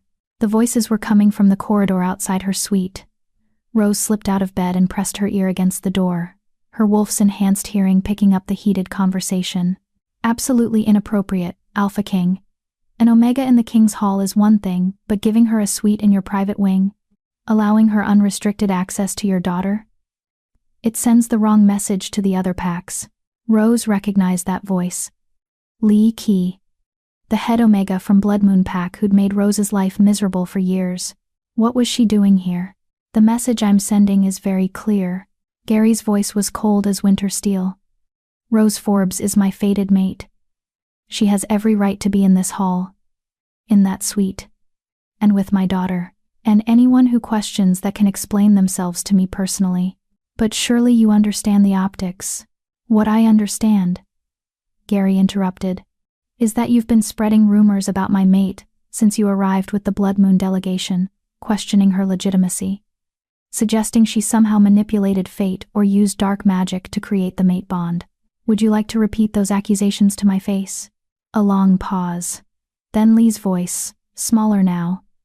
I meant no disrespect, Alpha King. I'm simply concerned about— You're concerned about your own position, Gary said flatly. You held power over Rose in Blood Moon. Made her life hell from what I've been told. And now she's marked as my mate, elevated above you in every possible way, and you can't stand it. That's not— Get out of my sight, Gary commanded. And if I hear one more word, one more rumor, one more snide comment about Rose, you'll find yourself permanently banned from this hall, and every territory I control. Are we clear? Yes, Alpha King. Lay's voice was tight with barely suppressed rage. Rose heard footsteps retreating rapidly down the corridor, then silence. She stepped back from the door, her heart pounding. Lee was here. The woman who'd tormented her for years was in the King's Hall, spreading poison about Rose's bond with Gary. A knock on the door made Rose jump. Rose? Gary's voice was gentler now. I know you're awake. I can hear your heartbeat through the door. Rose took a breath to steady herself, then opened the door. Gary stood in the corridor, dressed in training clothes that showed off the powerful muscles of his shoulders and arms. His hair was damp with sweat, suggesting he'd been working out before the confrontation with Lay. I'm sorry you had to hear that, he said. You defended me, Rose said softly. You didn't have to do that. Yes, I did. Gary reached out and tucked a strand of hair behind her ear, his touch gentle. You're my mate. No one disrespects you. Not in my hall, not anywhere. Rose felt her chest tighten with emotion. Lee has hated me for years. She's not going to stop just because you told her to.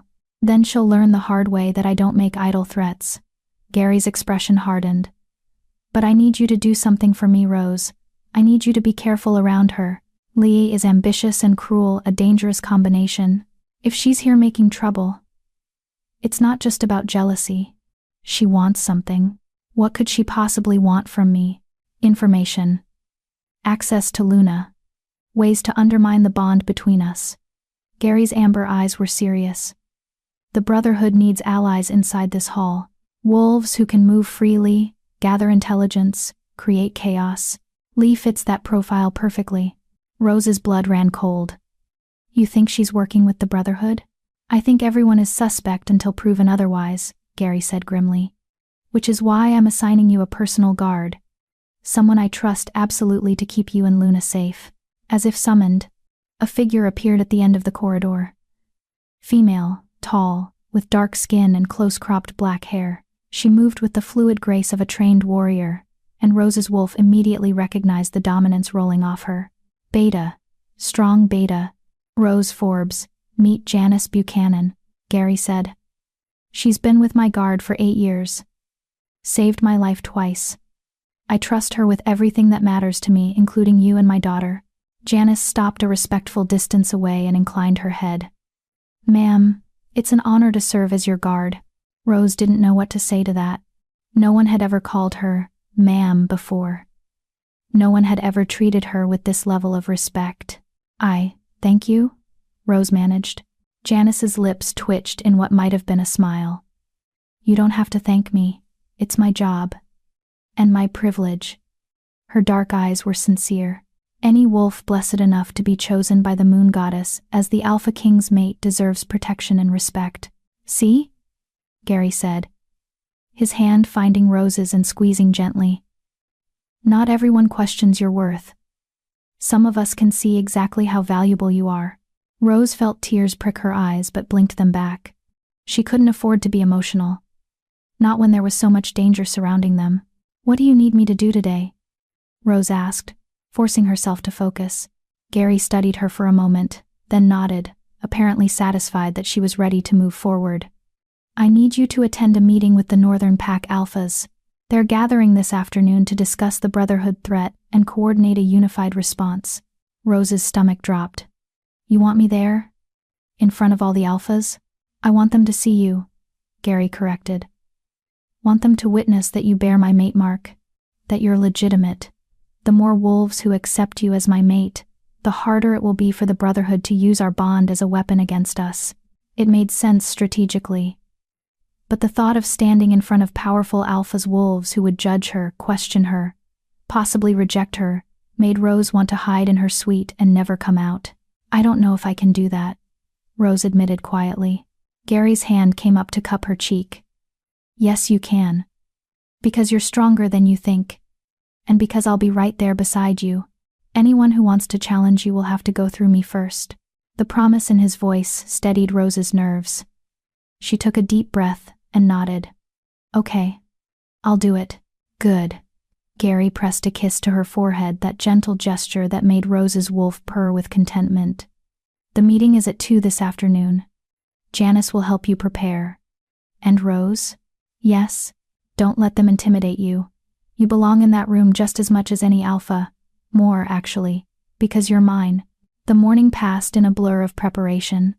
Janice turned out to be not just a guard but also surprisingly good at helping Rose navigate the complexities of Alpha Court politics. She explained the hierarchy of the Northern Packs, identified which alphas were likely to be supportive versus hostile, and coached Rose on proper etiquette. The most important thing, Janice said as she helped Rose select appropriate clothes for the meeting, is to project confidence even if you don't feel it. Alphas respect strength.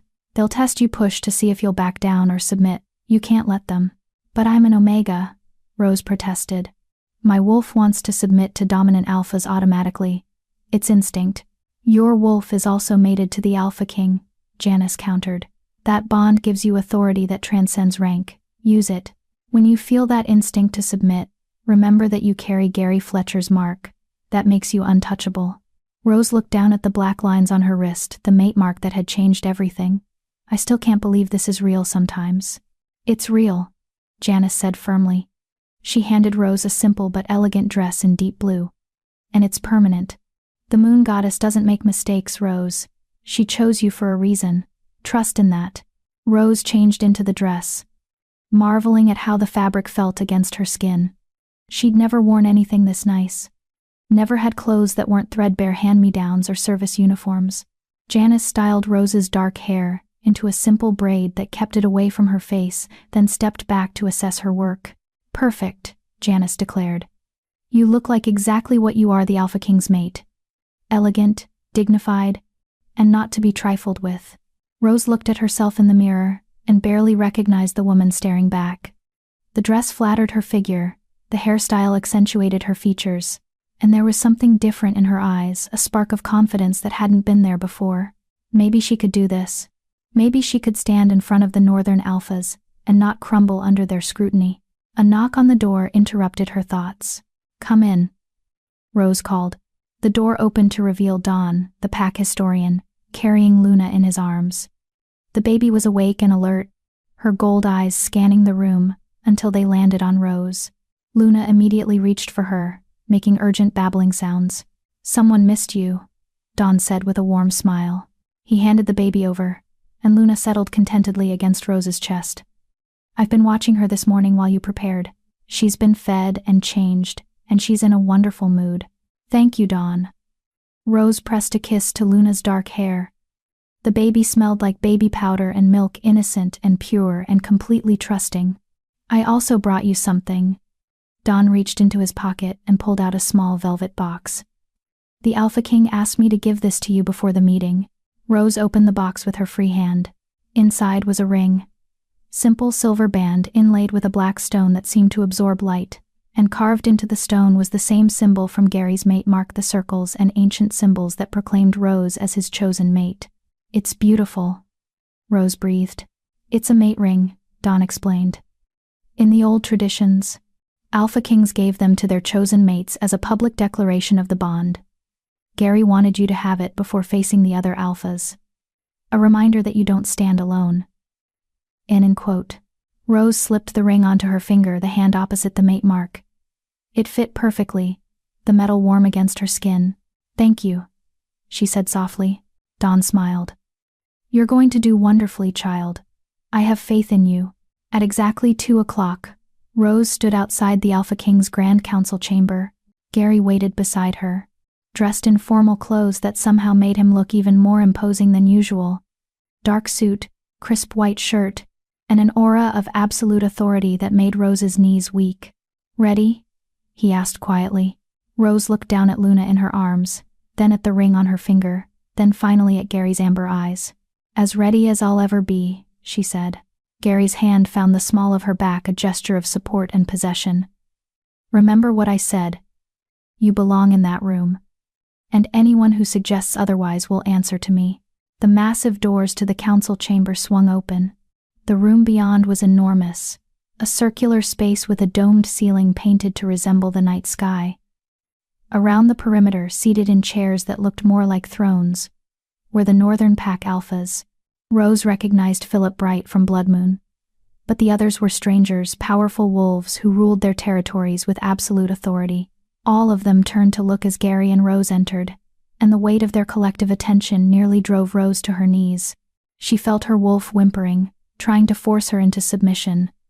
Felt the instinct to lower her eyes, to make herself smaller, to acknowledge these dominant predators.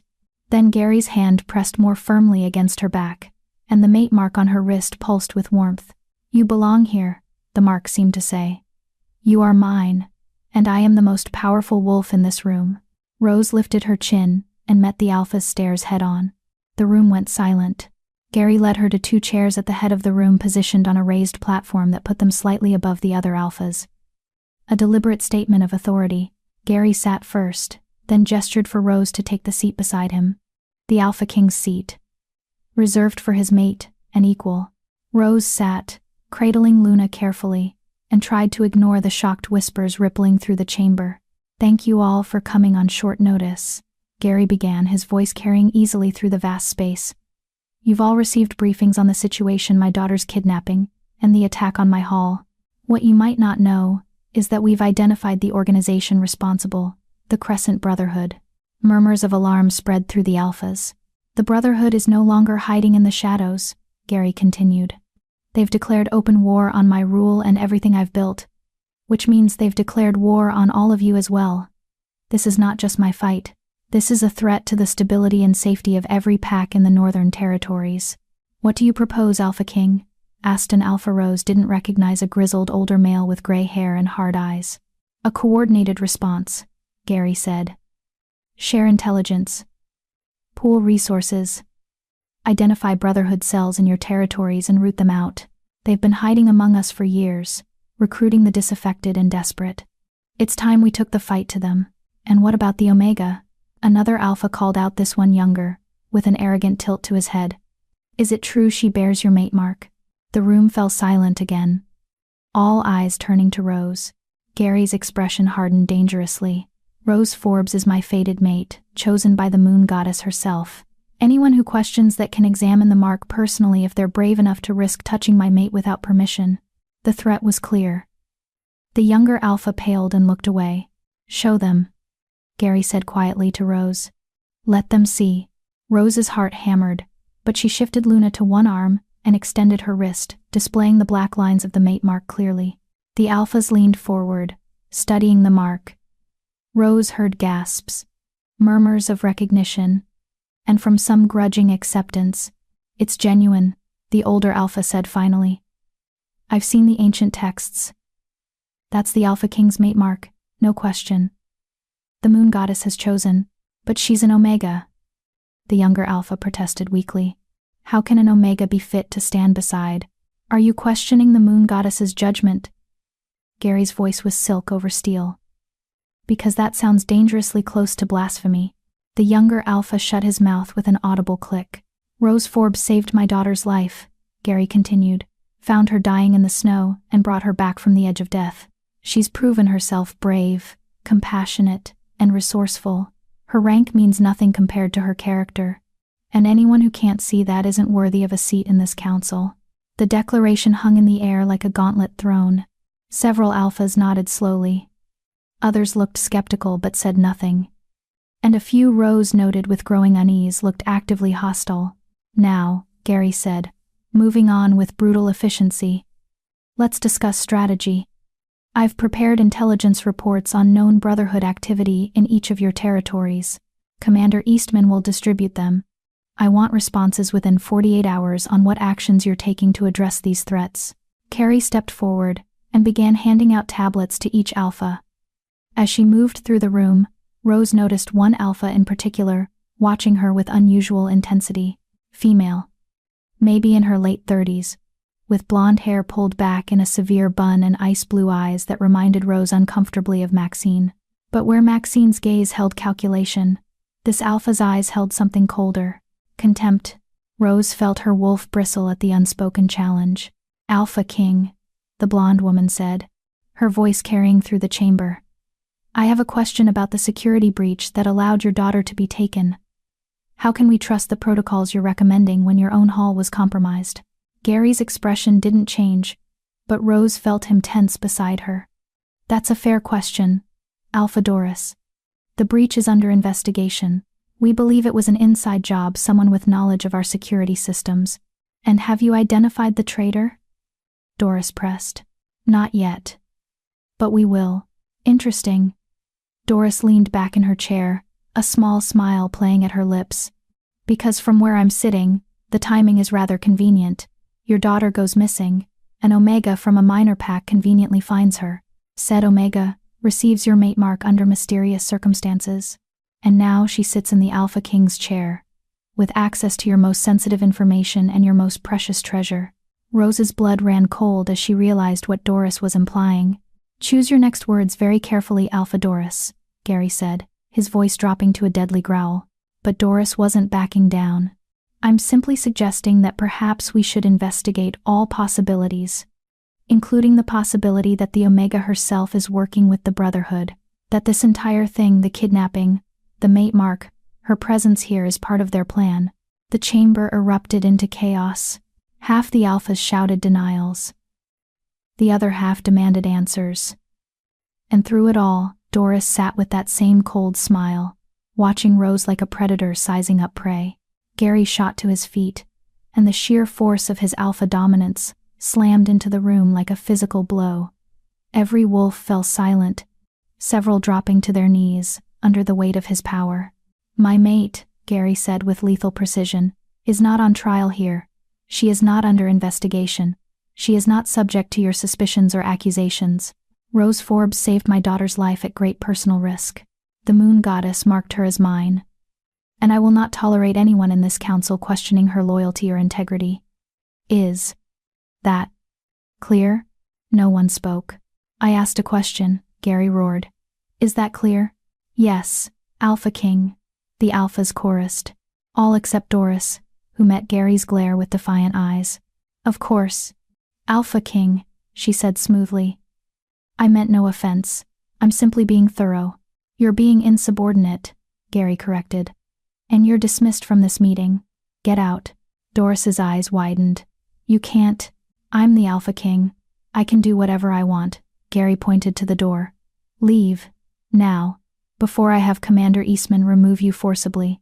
For a moment, Rose thought Doris might argue, might push back and force a confrontation. But then the Alpha stood with rigid dignity and walked toward the exit, her heels clicking against the marble floor. As she passed Rose's chair, Doris leaned in close enough to whisper, This isn't over, Omega. I know what you really are. Then she was gone, the doors closing behind her with a resounding boom. Rose sat frozen. Luna clutched against her chest, her heart racing. What did Doris mean? What did she think Rose was? And more importantly, why did Rose have the terrible feeling that she'd just made a very dangerous enemy? Chapter 7. Secrets Buried in Snow. The meeting continued for another 2 hours after Doris's dramatic exit, but Rose barely heard any of it. Her mind kept replaying the Alpha's parting words. I know what you really are. What did that mean? Rose was an Omega. She'd always been an Omega. There was nothing to know beyond that simple, unchangeable fact. Unless Doris knew something about Rose's past. Something Rose herself didn't know. The thought made her stomach churn with anxiety. When the meeting finally adjourned, Gary immediately turned to Rose, his amber eyes searching her face. "Are you okay?" "I'm fine," Rose lied.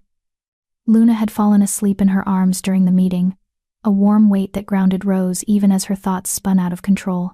Gary clearly didn't believe her, but he didn't push. Instead, he stood and offered her his hand. "Come on, let's get you both out of here." Rose let him help her to her feet, acutely aware of the alphas watching them leave.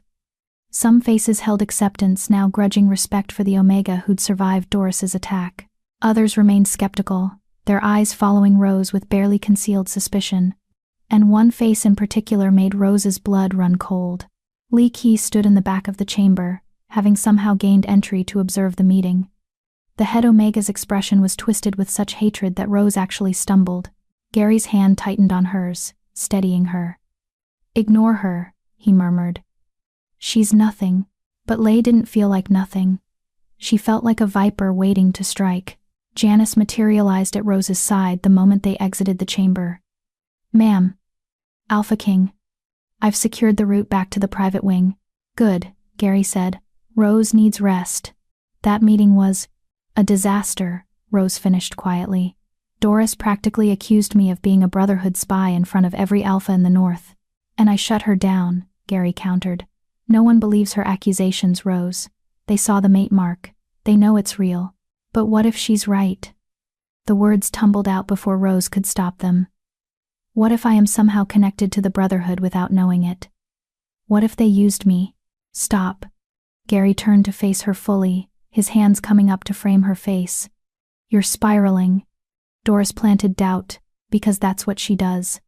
"She's been a thorn in my side for years, always questioning my decisions, always pushing back against reforms. This is just her latest attempt to undermine my authority by attacking me," Rose said. "By attacking you," Gary agreed grimly. "Because she knows that hurting you hurts me. But I won't let her win. We're going to figure out what her agenda is, and we're going to stop her." Rose wanted to believe him, wanted to trust that everything would be okay. But Doris's words echoed in her mind. "I know what you really are." Back in her suite, Rose laid Luna in her crib and watched the baby sleep for a long moment. Such an innocent child, so small and vulnerable, and yet already caught up in conspiracies and power plays that could destroy her before she was old enough to understand them. "I won't let them hurt you," Rose whispered. "Whatever happens, I'll keep you safe." Luna stirred but didn't wake, her tiny hand curling into a fist against her cheek. Rose turned away from the crib and found Janice standing in the doorway, her expression troubled. "What is it?" Rose asked. Janice glanced toward the corridor, then stepped fully into the nursery and closed the door. "I need to tell you something. Something that might be important." Rose's pulse quickened. "Okay." "Alpha Doris Conley rules the Frostbite Pack on the northern border," Janice began. "She's been an Alpha for 15 years, ever since she challenged and killed her predecessor. She's ruthless, ambitious, and has never made a secret of her belief that the Northern Territories should return to the old ways, independent packs, no central authority, survival of the strongest. So she hates Gary," Rose said. "She hates what he represents," Janice corrected. "The consolidation of power, the protection of lower-ranked wolves, the idea that an Alpha King should care about things like fairness and justice. To Doris, strength is the only thing that matters. Compassion is weakness." "Why are you telling me this?" Janice met Rose's eyes directly. "Because Doris has a history of making wolves disappear when they become inconvenient. Rivals. Challengers. Wolves who know too much about her activities. And right now, you're very inconvenient to her plans." Rose felt ice slide down her spine. "You think she's going to try to kill me?" "I think she's going to try something," Janice said carefully. "And I think you need to be prepared. Don't go anywhere without me or another trusted guard. Don't accept food or drink from anyone you don't know. And if Doris, or any of her pack members approach you, get away immediately and alert the Alpha King." Rose nodded slowly, her mind racing. "Does Gary know about this?" He knows Doris is dangerous. But he might not realize how dangerous. She's very good at playing the political game, staying just on the right side of acceptable behavior while working behind the scenes to undermine him. Janice's expression hardened. Janice's. The Alpha King has been focused on external threats like the Brotherhood. He might not see the knife aimed at his back from inside the council. Then we need to warn him, Rose said. We will. But we also need proof. Accusations without evidence will just make Doris play the victim, claim you're paranoid, that you're trying to turn the Alpha King against his own council. Janice crossed her arms. We need to catch her in the act of whatever she's planning. Rose looked back at Luna's sleeping form. How do we do that? We start by figuring out what Doris meant when she said she knows what you really are, Janice said. Because that sounded less like a general insult, and more like she has specific information about you. Information she plans to use against you. Rose's hands clenched into fists. I don't have any secrets. I'm just an Omega from Blood Moon Pack. My parents abandoned me when I presented. I've spent the last 6 years doing menial labor. There's nothing interesting or important about my past. Maybe not, Janice said slowly. Or maybe there's something you don't know about yourself. Something that was hidden from you. The suggestion sent chills through Rose's body. Like what? I don't know. But I think it's time we found out. Janice moved toward the door. Stay here with Luna. I'm going to contact someone who might be able to help a friend who specializes in pack genealogies and hidden bloodlines. If there's something unusual about your heritage, she'll find it. Janice, Rose called as the guard reached the door. Thank you. For protecting me. For believing in me. Janice smiled, a rare, genuine expression that transformed her stern face. You're the Alpha King's mate, Rose. That makes you family. And I protect family. Then she was gone, leaving Rose alone with her thoughts, and a sleeping baby who had somehow become the center of her entire world. That night, Rose couldn't sleep. She lay in her enormous bed, staring at the ceiling, her mind churning through everything that had happened. Doris's accusations. Lee's hatred. The Brotherhood conspiracy. The traitor somewhere in Gary's inner circle. And underlying it all, the nagging question. What am I? Around midnight, Rose gave up on sleep and padded quietly to the nursery. Luna was awake, her gold eyes reflecting the soft nightlight glow. But the baby wasn't crying, just watching the mobile spinning slowly above her crib. Can't sleep either? Rose whispered. She lifted Luna from the crib and settled into the rocking chair near the window. I don't blame you. Today was a lot. Luna made a soft cooing sound and grabbed Rose's finger. The mate mark pulsed with warmth.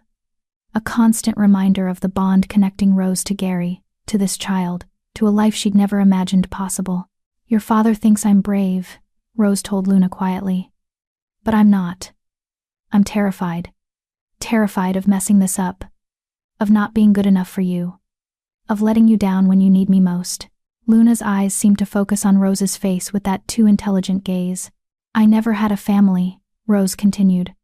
My parents threw me away like garbage when I became an Omega. No one wanted me.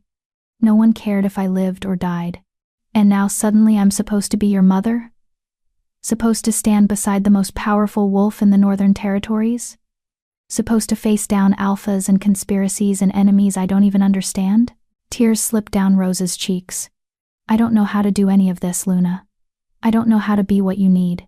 Luna's tiny hand reached up and patted Rose's wet cheek. A gesture so tender and innocent that Rose's heart cracked open. But I'll try, Rose whispered. I'll try so hard. Because you deserve better than what I had. You deserve love and protection, and a mother who'll fight for you no matter what. And maybe I can't be everything you need, but I can be that. I can love you. I can protect you. I can make sure you never feel unwanted or abandoned or invisible. She pressed a kiss to Luna's forehead. I promise you that, little one, no matter what happens, no matter what Doris says, or what the Brotherhood tries, or what secrets come crawling out of my past, I will never abandon you. You're mine now, and I take care of what's mine. The words echoed Gary's from earlier, and Rose felt the rightness of them settle into her bones. This was what the mate bond meant. This was what family meant. Not blood, or rank, or predetermined destiny, but choice. The choice to stand beside someone, to fight for them, To love them even when the world said you shouldn't. Rose rocked Luna gently, humming a lullaby she'd heard other mothers sing but never thought she'd sing herself. The baby's eyes drifted closed, her breathing evening out into the peaceful rhythm of sleep. And for a moment, just a brief, perfect moment, Rose felt at peace. Then the window exploded inward. Glass shattered across the nursery as a dark figure dove through the opening. Rose screamed and rolled out of the rocking chair, clutching Luna against her chest. She hit the floor hard, her shoulder taking the impact, but she kept the baby secure. The figure landed in a crouch male, dressed in black, face covered by a mask. In his hand, a knife gleamed in the dim light. "Give me the child," the intruder growled. "Give her to me and I'll let you live." Rose's wolf surged forward with protective fury, her canines lengthened, and she felt her eyes flash with her wolf's presence. "Get away from us," the intruder lunged. Rose threw herself sideways, still protecting Luna. The knife slashed through the air where she'd been, close enough that Rose felt the wind of its passage. "Guards!" Rose screamed as loud as she could. "Guards! Intruder!" The man cursed and came at her again. This time Rose couldn't dodge fast enough. The knife caught her upper arm, slicing through fabric and skin. Pain exploded through her body, but Rose didn't let go of Luna. She kicked out blindly, her foot connecting with the intruder's knee. He grunted and stumbled, buying Rose precious seconds to scramble backward toward the door. But he recovered faster than she expected. His hand shot out and grabbed Rose's ankle, yanking her off balance. She hit the floor again, Luna screaming in her arms, blood from Rose's wound staining the carpet. "I said, give me the child." The intruder raised his knife for a killing blow. The nursery door exploded open. Gary Fletcher burst through like an avenging god, his eyes blazing gold with his wolf's fury. He didn't shift, didn't need to. His bare hands grabbed the intruder by the throat and slammed him against the wall hard enough to crack the stone. "You touched my mate," Gary snarled. "You threatened my daughter. Give me one reason why I shouldn't tear you apart right here." The intruder struggled, choking, his knife clattering to the floor. Behind Gary, Janice and 3 other guards poured into the room, weapons drawn. "Secure him," Gary commanded, never taking his eyes off the intruder's masked face. "And get the pack doctor. Rose is bleeding." Only then did Gary release the intruder, letting him collapse gasping to the floor. The guards immediately swarmed him, binding his hands and yanking off his mask. Rose didn't recognize the face revealed young, maybe mid-20s, with cold eyes and a mouth twisted in a sneer. "Who sent you?" Gary demanded, kneeling beside Rose and gently checking her wound. His hands were surprisingly gentle despite the rage still rolling off him in waves. "Who ordered you to take my daughter?" The intruder spat blood and smiled. "You'll never stop us, King. The Brotherhood is everywhere. We're in your hall, in your council, closer than you think. And we will have that child. She's the key to everything." Gary's hand clenched on Rose's arm, not painfully, but possessively. "Get him out of my sight before I kill him." Janice and her team dragged the intruder from the nursery, his manic laughter echoing down the corridor. Then Gary turned his full attention to Rose, his amber eyes swept over her, cataloging injuries, assessing damage. "Are you hurt anywhere else?" "Just my arm," Rose managed. Luna was still crying in her grip, and Rose tried to soothe the baby even as her own wound throbbed with pain. "Luna's fine. I kept her safe. You did more than that." Gary gently took Luna from Rose's arms and passed her to Dawn, who'd appeared in the doorway. Then he swept Rose up into his arms, as if she weighed nothing. "You fought off an assassin while protecting an infant. You're a goddamn hero." Rose wanted to argue, wanted to point out that she'd barely survived, that the intruder would have killed her if Gary hadn't arrived. But exhaustion and shock were crashing over her in waves, and she found herself sagging against Gary's chest. "I've got you," Gary murmured into her hair. "You're safe now. I've got you." He carried her out of the nursery, past guards who were already securing the broken window and examining the room for evidence. Down the corridor to what Rose dimly recognized as Gary's personal suite, the Alpha King's bedroom. Gary laid her on his massive bed and immediately began examining her wounded arm. The cut was deep but not life-threatening.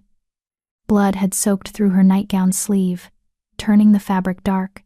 "The doctor's on his way," Gary said, his voice tight with barely controlled rage. "But I'm going to clean this first. It's going to hurt." "I don't care," Rose said. She was still shaking, adrenaline making her muscles twitch. "Luna is Luna. Luna is with Dawn and surrounded by guards. She's safe." "You saved her, Rose. You saved my daughter." Gary pressed a clean cloth against her wound, and Rose hissed at the sting. "I'm sorry. I should have had more security on your suite. Should have anticipated." "You can't be everywhere at once," Rose interrupted. "And the intruder was right. The Brotherhood is in your hall. They knew which room was the nursery, knew the guard rotation, knew exactly when to strike."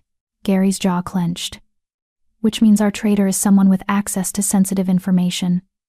Someone close enough to know the layout of the private wing. Someone on your council," Rose said quietly. "Maybe even someone who was at today's meeting." Their eyes met, and Rose saw the same terrible conclusion reflected in Gary's amber gaze. "Doris," they said in unison. The pack doctor arrived and stitched Rose's wound with efficient competence, gave her something for the pain, and declared she'd be fine with rest. But Rose couldn't rest, couldn't stop replaying the attack in her mind. After the doctor left, Gary dismissed all the guards except Janice, who took up a position outside his bedroom door. Then he sat on the edge of the bed and took Rose's uninjured hand in both of his. "I need to tell you something," Gary said quietly. "Something I should have told you before." Rose's heart sank. "What?" "After Sarah died, after I lost my mate and almost lost Luna in childbirth, I swore I'd never let anyone get close again. Never risk that kind of pain. I threw myself into ruling, into making the territories safe, into anything that would distract me from the grief." Gary's thumb traced circles on Rose's palm. "And then you appeared, bearing my mate mark, proving that fate had other plans, that I wasn't done living, wasn't done loving, wasn't done hoping for something beyond duty and responsibility." Rose's throat tightened. "Gary, but I also knew," he continued, "that being my mate would make you a target, that the enemies I've made would see you as a weakness to exploit. I knew it, and I still brought you here. Still claimed you publicly. Still put you in danger." "That's not your fault," Rose protested. "Isn't it?" Gary's eyes were haunted. "That intruder came for Luna. But he was willing to kill you to get to her. And if I hadn't reached you in time, if I'd been even 30 seconds slower..." He cut himself off, his voice breaking. Rose reached up with her good arm and cupped his face, forcing him to meet her eyes. "But you weren't. You got there in time. You saved us. And I'm not going anywhere, Gary. I told you I'd fight for Luna." "For you?" "I meant it. Even knowing what it costs?" Gary asked. "Even knowing you might die because of this bond?" "Especially knowing that," Rose said fiercely. "Because for the first time in my life, I have something worth dying for. Someone who sees me as more than worthless. Someone who makes me feel like I matter." Gary's forehead pressed against hers, and Rose felt the shudder run through his powerful body. "You matter more than you know. More than I can put into words. And I swear to you, Rose Forbes, I will find every wolf who wants to hurt you, every conspirator, every traitor, every Brotherhood member who thinks they can take what's mine, and I will make them pay in blood." The promise was dark and violent, and absolutely sincere, and Rose believed every word. "First, we need to prove Doris is involved," Rose said practically. "We need evidence." "Janice is working on that," Gary said. "She has contacts investigating Doris's pack, looking for Brotherhood connections. And the intruder we captured, he'll talk eventually. They always do." "What did he mean when he said Luna is the key to everything?" Rose asked. Gary pulled back slightly, his expression troubled. "I don't know. But it's the second time someone said that. The Brotherhood isn't just trying to kill Luna out of revenge. They need her for something, and until we figure out what, she's in constant danger. Then we don't let her out of our sight," Rose said simply. "We protect her together." Gary smiled, a real smile that transformed his face from stern ruler to the father and mate he was beneath the crown. "Together. I like the sound of that." He leaned down and kissed her. Not the gentle forehead kisses he'd been giving her, but a real kiss, claiming and tender and full of promise. The mate bond flared between them, golden warmth that chased away the darkness and fear. When they finally pulled apart, Rose was breathless and her heart was racing for entirely different reasons than terror. "Stay here tonight," Gary said quietly. In my bed. Let me keep you safe. Rose nodded, suddenly exhausted down to her bones. What about Luna? Dawn is bringing her here. She'll sleep in the crib I had moved into my room earlier today. Gary helped Rose settle against the pillows, careful of her injured arm. From now on, we're a family unit.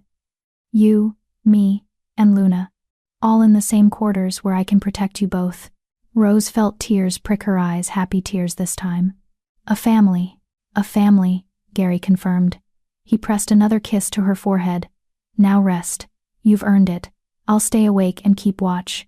Rose wanted to argue, wanted to insist she could help stand guard. But the pain medication was kicking in, and exhaustion was pulling her under like a dark tide. The last thing she saw before sleep claimed her was Gary's face, fierce and protective, and full of a love so intense it took her breath away. I'm home, Rose thought as consciousness faded. Finally, I'm home. But in the shadows of the King's Hall, Doris Conley smiled as she received the report of the failed assassination attempt. Good. Let the Omega think she was safe. Let her believe Gary's protection was enough. Soon enough. She'd learn the truth. Some secrets couldn't be buried forever. And Rose Forbes's secret, the one Doris had spent weeks uncovering, was about to destroy everything. Chapter 8. The bloodline that refused to die. Rose woke to sunlight streaming through unfamiliar windows and the sound of Luna's happy babbling. For a moment, she was disoriented. This wasn't her suite. The bed was bigger, the ceiling higher, the scent surrounding her distinctly masculine, pine and snow, and something uniquely Gary. Memory crashed back. The attack. The intruder. Gary carrying her to his bedroom and promising to keep her safe. Rose sat up carefully, mindful of her injured arm. The wound throbbed dully, but the pain medication had done its job. She was sore, but functional. Across the room, Gary sat in a chair near Luna's crib, the baby in his arms. He was shirtless, his powerful torso marked with scars that told stories of battles won and survived. And he was smiling, genuinely smiling, as Luna grabbed his finger and tried to stuff it in her mouth. Good morning, he said when he noticed Rose watching. How are you feeling? Like I got stabbed and then passed out in the Alpha King's bed, Rose said. Then her eyes widened. I mean, not that I didn't mean to imply. Gary's smile widened into a grin. Relax. You're my mate. You're exactly where you belong. He stood and carried Luna over to the bed, then sat beside Rose. And you're allowed to be in my bed anytime you want. In fact, I insist on it from now on. You and Luna both stay here where I can protect you. Rose felt heat rise in her cheeks, but she didn't argue. The truth was, she felt safer here than she had in her own suite. Being close to Gary made her wolf content in a way nothing else did. Luna reached for Rose, and Gary carefully handed the baby over. The infant settled against Rose's chest with a contented sigh, her gold eyes blinking sleepily. She slept well, Gary said. Better than she has in weeks, actually. Dawn thinks it's because she can sense you nearby. Feels secure. She's not the only one, Rose admitted quietly. Gary's hand found hers, their fingers intertwining. The mate mark on Rose's wrist pulsed with warmth where their skin touched. I meant what I said last night. You're not alone anymore. Whatever comes next, we face it together. Before Rose could respond, a sharp knock interrupted them. Alpha King, Janice's voice came through the door. I have news. It's urgent. Gary stood immediately, his entire demeanor shifting from tender mate to commanding Alpha King. Come in. Janice entered, her expression grim. In her hands, she carried a tablet and a manila folder. We got the intruder to talk. Took most of the night. But Commander Eastman's interrogators are very persuasive. What did he say? Gary demanded. The attack was ordered by the Brotherhood, specifically by someone he knows only as the Voice, the Brotherhood's leader. But there's more. Janice glanced at Rose, and something flickered in her dark eyes. Concern. Sympathy. The Voice didn't just want Luna. They wanted information about Rose. Specifically, they wanted to know if she'd started manifesting any unusual abilities. Rose felt her blood run cold. What kind of abilities? That's what we need to figure out. Janice handed the tablet to Gary. Because the intruder also said something very interesting. He said the Brotherhood has been searching for someone like Rose for years, someone with her bloodline. What bloodline? Gary's voice was sharp. Rose is an Omega from Blood Moon Pack. There's nothing special about. That's what I thought too, Janice interrupted. Until I had my contact dig into Rose's genealogy. She opened the manila folder and spread several documents across the bed. Rose, what do you know about your parents? Rose's throat tightened. Not much. They gave me up when I presented as an Omega, left me at the Pack orphanage with nothing, no explanation, no family history. Just a note saying they couldn't keep a daughter who'd brought shame to their family. What were their names? Janice asked gently. Thomas and Margaret Forbes. They were both betas in Blood Moon Pack. Or at least, that's what I was told. Janice and Gary exchanged loaded glances. What? Rose demanded. What aren't you telling me? Janice pulled out a document, an official-looking certificate with elegant script. This is your birth certificate, the original, not the modified version that was filed with Blood Moon Pack records. Rose took the document with shaking hands. The names in the parents section made her breath catch. Mother, Margaret Forbes Beatty. Father, unknown. I don't understand, Rose whispered. Thomas Forbes isn't my father. Thomas Forbes isn't listed on your original birth certificate, Janice said carefully. Which suggests your mother had an affair, or was involved with someone she couldn't publicly acknowledge. Someone whose identity needed to be hidden. Why would she hide it? Rose asked. Because your biological father was someone important, Gary said, reading over Rose's shoulder. His voice had gone very quiet, very controlled. Someone whose involvement with a beta female would have caused a scandal. Someone from the royal bloodline, Janice finished. She pulled out another document, this one older, yellowed with age. Rose, have you ever heard of the Silver Moon line? Rose shook her head numbly. The Silver Moons were the ruling family before the Alpha Kings, Gary explained. His hand had tightened on Rose's shoulder, an anchor in the storm of revelations. 200 years ago, they were the most powerful wolves in the Northern Territories. They had gifts, abilities that went beyond normal wolf traits. Enhanced healing, prophetic dreams, the ability to influence other wolves through will alone. But they died out, Janice continued. Or so everyone believed. The last known Silver Moon was killed in the wars that led to Balthazar becoming the first Alpha King. The bloodline was declared extinct. But it wasn't, Rose breathed, understanding dawning with horrible clarity. You think I'm descended from the Silver Moons? We don't think, Janice said quietly. We know. She placed a final document in Rose's hands, a DNA analysis report. I had your blood tested, compared it against samples from historical Silver Moon artifacts. The match is 98% certain. You carry their bloodline, Rose. You're one of the last living descendants of the royal family. The room spun. Rose clutched Luna tighter, her injured arm screaming in protest. But she barely felt it past the roaring in her ears. That's impossible, Rose said. I'm an Omega. I'm nobody. I can't be. You presented as an Omega, because that's what often happens with diluted royal blood, Gary said. His voice was gentle but firm. The Silver Moons were alphas, powerful, dominant alphas. But when their bloodline mixed with beta or lower genetics over generations, the offspring sometimes presented as Omegas. It's a defense mechanism. A way for the bloodline to survive undetected. The Brotherhood knows this, Janice added. That's why they're hunting you. The Silver Moon bloodline had the potential to challenge the Alpha King's authority. If someone with Silver Moon blood fully manifested their powers, they could overthrow the current regime, Gary finished. His jaw clenched. They could rally wolves who believe in the old ways, who think the Silver Moons should have remained in power instead of being conquered by the Alpha Kings. Rose felt like she might be sick. So the Brotherhood wants to use me? To put me on some kind of throne? Not you, Janice said carefully. Luna.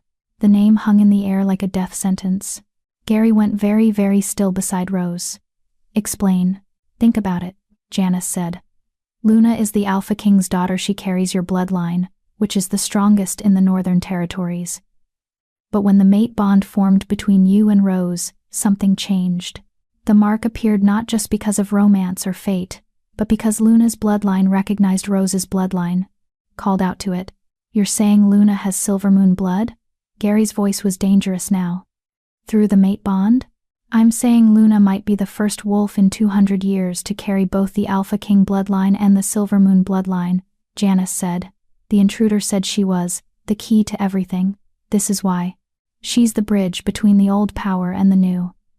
And whoever controls her, whoever shapes her as she grows, could control the future of every pack in the Northern Territories.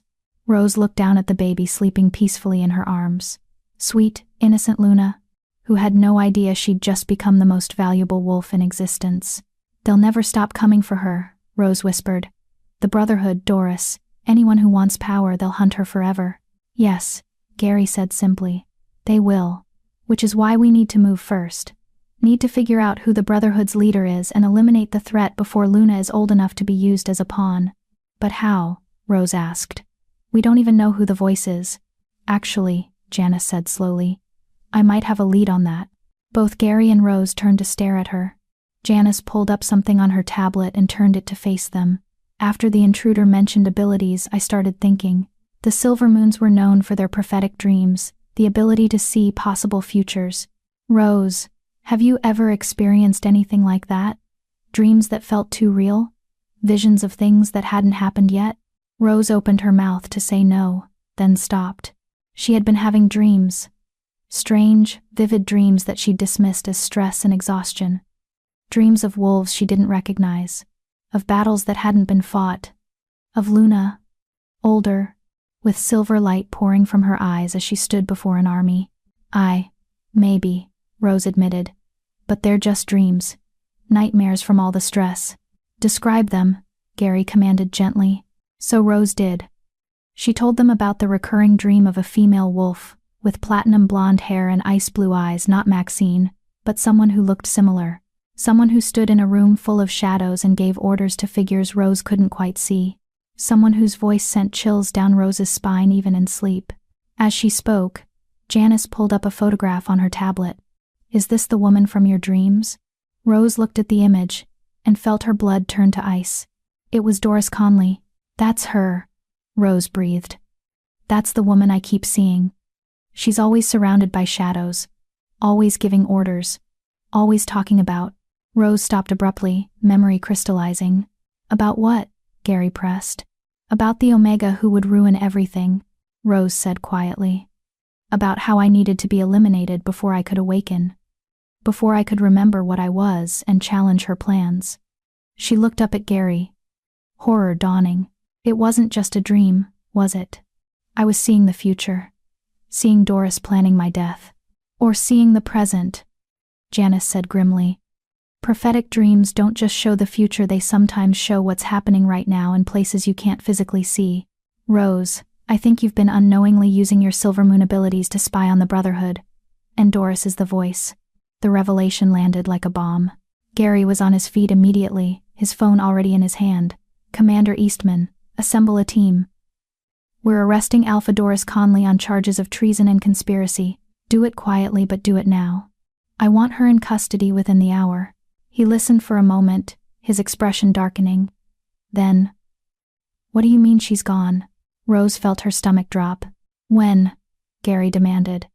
How long has she been missing? He listened again, then slowly lowered the phone. His amber eyes met Rose's, and she saw fear there for the first time since they'd met. Doris left the hall 3 hours ago, Gary said quietly. Claimed she was returning to her territory. But her vehicle never arrived at Frostbite Pack lands. She's vanished. And according to Carrie's scouts, she took 12 of her most loyal warriors with her. She knows we're onto her, Rose said. She knows I've been seeing her in my dreams. Knows we figured out she's the voice. Which means she's going to accelerate her plans, Janice said. Whatever the Brotherhood was building toward whatever they need Luna for, they're going to try to take her now, before we can stop them. Gary turned to face Rose fully. I need you to do something, and you're not going to like it. Rose's grip tightened on Luna. What? I need you to try to dream again. Deliberately. Use whatever gift you have to find Doris, to see where she's hiding, what she's planning, who else is working with her. Gary's expression was torn between protective mate and desperate Alpha King. I know it's dangerous. Know that if Doris realizes you're watching her, she might be able to hurt you somehow, but we're running out of time and options." Rose looked down at Luna, who had woken and was watching her with those two intelligent gold eyes. The baby who carried both Alpha King blood and Silver Moon blood. The child who would be hunted for her entire life, unless they stopped the Brotherhood now. "How do I do it?" Rose asked. "How do I control the dreams?" "You don't control them," a new voice said from the doorway. Everyone spun to find Don standing there, his expression grave. "You surrender to them. Let the gift take you where it needs to go." The Silver Moons didn't force their visions, they opened themselves up and trusted the Moon Goddess to show them what they needed to see. "That sounds incredibly vague and unhelpful," Rose said. Don smiled sadly. "That's because prophetic gifts are vague and unhelpful. They show you pieces of truth wrapped in symbolism and metaphor. Your job isn't to understand everything you see, it's to remember every detail, so we can interpret it afterward." "And if Doris attacks me while I'm vulnerable?" Rose asked. "If she realizes I'm spying on her and strikes back? Then I'll pull you out," Gary said firmly. He sat beside her on the bed and took her hand. "I'll be right here, the entire time, anchoring you, keeping you safe. And if anything goes wrong, if I sense danger, I'll wake you immediately." Rose wanted to argue, wanted to say this was insane, that she wasn't ready, that surely there had to be another way. But Luna made a soft cooing sound and grabbed Rose's finger, and Rose knew there was no other choice. "Okay," she said quietly. "I'll try." They prepared quickly. Janice cleared the room of everyone except Gary, Dawn, and herself. They positioned Rose comfortably on the bed with Luna sleeping peacefully in her crib nearby. Gary sat beside her, one hand clasping hers, providing that anchor he'd promised. "Close your eyes," Dawn instructed. "Take deep breaths. Let your mind drift. Think about Doris, picture her face, hear her voice, feel your anger at what she's done. Let those emotions guide you." Rose did as instructed. She closed her eyes and focused on Doris's ice blue stare, the cold contempt in her voice, the threats veiled as concerns.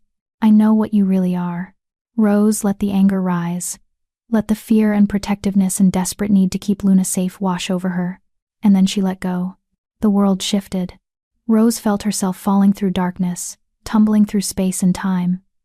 Then suddenly she was standing not in Gary's bedroom, but in a place she'd never seen before. A cave. Deep underground, lit by torches that cast dancing shadows on rough stone walls. And in the center of the cave, surrounded by wolves in dark clothing, stood Doris.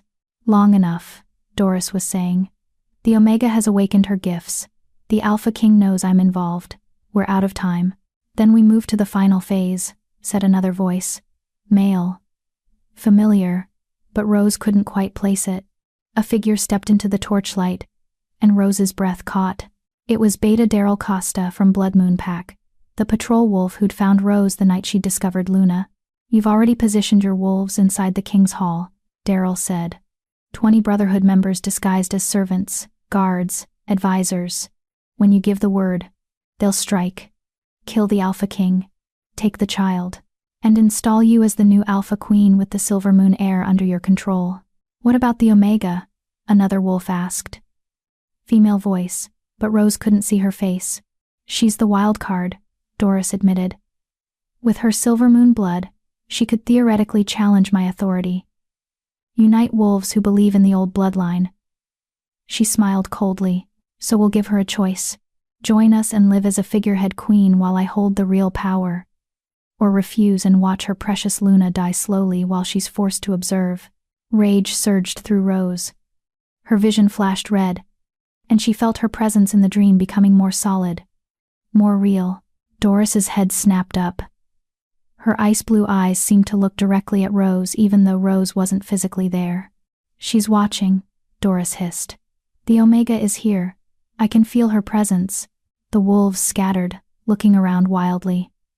Rose tried to back away, tried to retreat from the vision, but Doris was already moving. The Alpha's hand shot out and grabbed something, a talisman, on a chain around her neck. The symbol carved into it glowed with sickly green light. "Dark magic," Dawn's voice echoed from somewhere far away. "Rose, get out. She's using dark magic to track you. But it was too late. Doris was chanting something in a language Rose didn't recognize, and the green light from the talisman grew brighter, forming a beam that shot across the distance between them. Pain exploded through Rose's skull. She screamed in the dream and in reality as the dark magic slammed into her mind. "Rose!" Gary's voice, desperate and terrified. Rose felt herself being pulled in two directions. Gary trying to wake her, Doris trying to trap her in the vision. The dark magic wrapping around her consciousness like chains. "You should have stayed hidden, little Omega." Doris's voice was inside Rose's head now. "Should have remained ignorant of what you are. Now you forced my hand. Now you die." The green light intensified. Rose felt it burning through her mind, seeking her connection to her physical body. If it found that connection, if it severed the thread linking her consciousness to her flesh, she would die. Her body would remain alive but empty, a shell with no soul to inhabit it. "No!" Rose screamed. She reached deep inside herself, past the pain and fear, searching for something, anything that could fight back. And she found it. Deep in her bloodline, buried under years of suppression and denial, was power, Silver Moon power. The gifts of her ancestors waiting to be claimed. Rose grabbed that power and pulled. Silver light exploded from her in the dream, and in reality, it slammed into Doris's dark magic like a tidal wave hitting a wall, shattering the green light and severing the connection. Doris screamed. "Impossible. You're an Omega. You can't." "I'm a Silver Moon," Rose snarled. Her voice in the dream echoed with power and authority she'd never felt before. "And you will not hurt my family." The silver light surged forward, and Rose felt the vision beginning to collapse. But before it did, she saw one more thing. A map on the cave wall, marking a location in the northern mountains, and written beneath it in Doris's handwriting, "Primary target, King's Hall. Secondary target, Blood Moon Pack. Final phase, dawn, 3 days." Then the dream shattered, and Rose was falling again back through darkness, back through space and time. Rose's eyes snapped open. She was back in Gary's bedroom, her body covered in sweat, her injured arm throbbing viciously. Gary was leaning over her, his face pale with fear, his hands gripping her shoulders. "Rose, Rose, can you hear me?" "I'm here," Rose gasped. "I'm okay." "I saw Gary. I saw everything," she told them.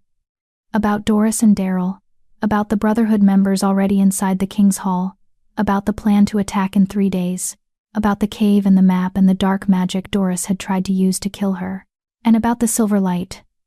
About claiming her Silver Moon power for the first time. When she finished, the room was silent. Then Gary pulled her into his arms and held her so tightly Rose could barely breathe. "You scared me," he said roughly. "Your eyes turned silver, and you started screaming, and I couldn't wake you. I thought I'd lost you." "I'm sorry," Rose whispered into his chest. "But we know now. We know who the traitors are. We know when they're going to attack. We can stop them." "Yes," Gary said. He pulled back, and Rose saw the transformation on his face from terrified mate to coldly furious Alpha King. "We can. And we will." He looked at Janice. "Round up every Brotherhood member Rose saw in her vision. Do it quietly. Use only wolves. I've personally vetted. I want them all in custody by nightfall." "And Daryl?" Janice asked. "Send word to Alpha Philip. Tell him he has a traitor in his pack. Tell him," Gary's jaw clenched. "Tell him the Blood Moon Alpha needs to be very careful about who he trusts." Janice nodded, and left to carry out her orders. Gary turned back to Rose. "You did it. You gave us the information we needed to end this. We still have to find Doris," Rose pointed out, "and stop whatever she's planning. We will. Because you're going to lead us right to her." Gary's smile was sharp and dangerous. "You've seen her hiding place. Can you find it again? Lead my warriors there." Rose thought about the cave, the torches, the feeling of being deep underground in the northern mountains. "Yes," she said. "I can find it." "Good." Gary pressed a kiss to her forehead. "Then we hunt. And this time, the Brotherhood won't see us coming." Chapter 9. When Silver meets Shadow. The war room had never felt so tense. Gary stood at the head of the table, his commanders arranged around him in a tight circle. Maps covered every surface, marked with positions, routes, and strategic points. And at Gary's side, for the first time in Alpha King history, stood an Omega. Rose traced the route she'd seen in her vision, her finger following the mountain passes to a location deep in the northern wilderness. Here. The cave system is here. I'm certain of it. Commander Carey leaned forward, studying the map. That's deep in contested territory.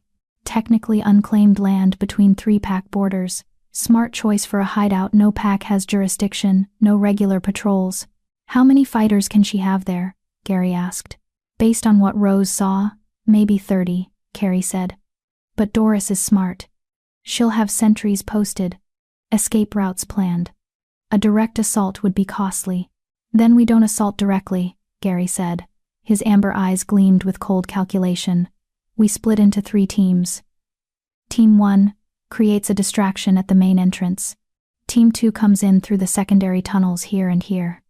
He marked 2 positions on the map, and Team 3, my team, goes straight for Doris. And Rose? Janice asked carefully. Everyone turned to look at her. Rose felt the weight of their scrutiny but refused to shrink beneath it. She'd spent too many years making herself small and invisible. Not anymore. Rose comes with my team, Gary said flatly. Alpha King, Carey began carefully. With all respect, taking your mate into combat. Rose is the only one who can identify all the Brotherhood members by sight. Gary interrupted. She saw them in her vision.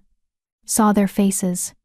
And more importantly, her presence will rattle Doris. Make her sloppy. The voice has spent weeks planning how to kill or capture Rose. She won't expect Rose to walk into her stronghold willingly. It's a risk, Carey said. Everything is a risk, Gary countered. But Rose has proven herself capable. She fought off an assassin while protecting Luna. She used her Silver Moon gifts to spy on the Brotherhood.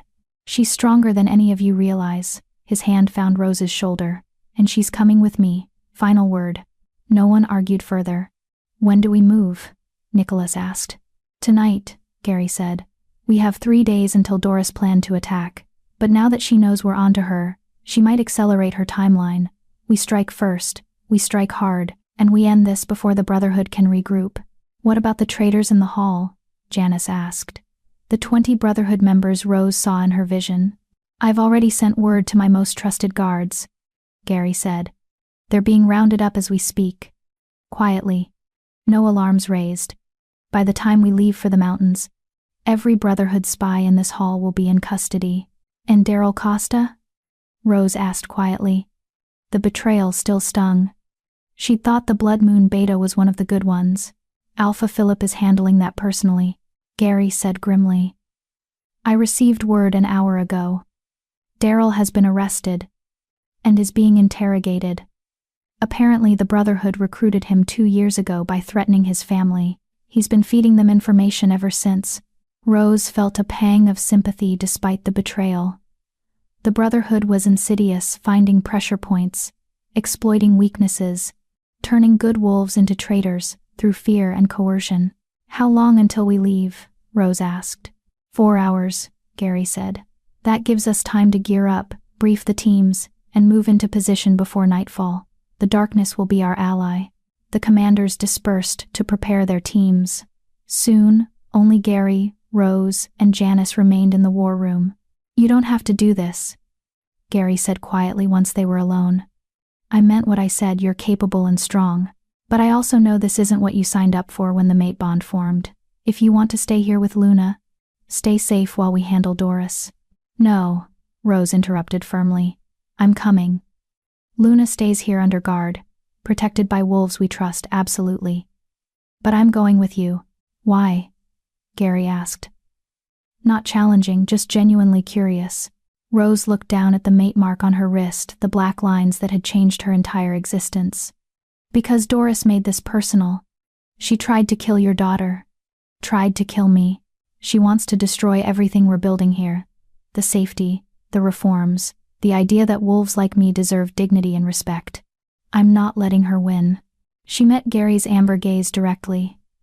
And because I'm done being the victim. Done being the wolf things happen to. I want to be the wolf who makes things happen. Who fights back. Who protects what she loves. Gary's expression softened with pride and love so intense it made Rose's chest ache. You've always been that wolf. You just didn't know it yet." He pulled her close and kissed her deep and claiming and full of promise. The mate bond flared between them, golden warmth that chased away fear and doubt. When they finally pulled apart, Gary pressed his forehead against hers. "Stay close to me during the fight. Don't take unnecessary risks. And if things go wrong, if it looks like we're going to lose, you run. You get out of that cave and you get back to Luna. Understood?" "Understood," Rose agreed, though privately she had no intention of running if Gary was in danger. Mates protected each other. That went both ways. 4 hours later, Rose stood in tactical gear that Janice had procured for her. The clothing was reinforced but flexible, designed for movement and protection. Boots that gripped securely, gloves that left her fingers free for dexterity, and a vest with pockets containing basic medical supplies and a communication device. Rose barely recognized herself in the mirror. She looked like a warrior, like someone who belonged on a battlefield instead of scrubbing floors. "You ready for this?" Janice asked, checking Rose's gear one final time. "No," Rose admitted. "But I'm doing it anyway." Janice smiled, that rare, genuine expression that transformed her stern face. That's what courage is. Not the absence of fear, but acting despite it. They left Rose's suite and made their way through the hall's corridors. The building felt different tonight, quieter, more alert. Guards stood at every junction, their eyes scanning constantly for threats. The 20 Brotherhood spies had been arrested without incident, but the air still hummed with tension. Luna was in the most secure location in the hall, a reinforced safe room deep underground, protected by Dawn and 6 of Gary's most loyal warriors. Rose had said goodbye to the baby an hour ago, pressing kisses to her tiny forehead and whispering promises to come back safe. Luna had grabbed Rose's finger and smiled, as if she understood perfectly and had complete faith in her chosen mother. The memory gave Rose strength as she descended to the hall's lower levels where Gary's strike team was assembling. 30 wolves total. All of them Gary's best warriors who'd proven their loyalty in countless battles. They wore tactical gear similar to Rose's, and they moved with the confident efficiency of wolves who'd trained together for years. Gary stood at the center of them, giving final instructions. He'd changed into combat gear as well, and he looked every inch the warrior king, powerful, dangerous, absolutely unstoppable. His eyes found Rose immediately, tracking her movement through the crowd until she reached his side. "Team assignments," Gary said, addressing the group. "Commander Eastman leads the distraction team. She'll draw Doris's sentries away from the main entrance and keep them occupied. Lieutenant Nicholas Warren leads the secondary infiltration team. He'll secure the escape routes and make sure no Brotherhood members slip away. I'm leading the primary strike team. Our target is Doris herself." He gestured to Rose. "Rose Forbes is with my team. She can identify Brotherhood members on sight, and she has abilities that will be crucial to the mission's success. Anyone who has a problem with an Omega joining this strike can speak now or forever keep their peace." Several warriors glanced at Rose with curiosity, but no one objected. Word had apparently spread about Rose's Silver Moon heritage and her prophetic gifts. Some wolves looked at her with newfound respect, others with wariness. Rose lifted her chin and met their gazes steadily. She belonged here. The mate mark on her wrist and the silver power thrumming in her bloodline said so. "Good," Gary said. "We move in 10 minutes. Check your gear, confirm your team assignments, and remember, we're not just fighting for the Northern Territories tonight. We're fighting for the future, for the right of every wolf, regardless of rank, to live free from fear and tyranny. The Brotherhood wants to drag us back to the darkness. We're going to show them that the light is stronger." The warriors raised their fists in silent solidarity. Rose felt her wolf surge forward with fierce pride. This was her pack now, her family, her army, and together, they would win. The journey to the northern mountains took 3 hours. They traveled in convoy, armored vehicles moving through the darkness with headlights off, navigating by moonlight and enhanced wolf vision. Rose sat in the lead vehicle with Gary and 6 other members of the primary strike team. No one spoke. The tension was thick enough to cut with a knife. Rose watched the landscape blur past her window, dense forests giving way to rocky terrain, then climbing into the mountains where snow lay thick and pristine. They were far from civilization now, far from laws and witnesses and the safety of packlands. Out here, the strong survived and the weak died. Rose had been weak for so long, had spent years believing that was her fate, to be overlooked, dismissed, eventually discarded.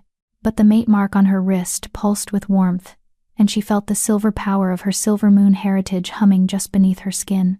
She wasn't weak anymore. She was a silver moon, the Alpha King's mate, Luna's chosen mother, and she was done letting others write her story.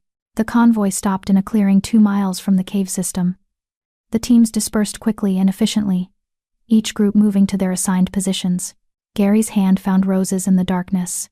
Stay close, stay alert, and trust your instincts.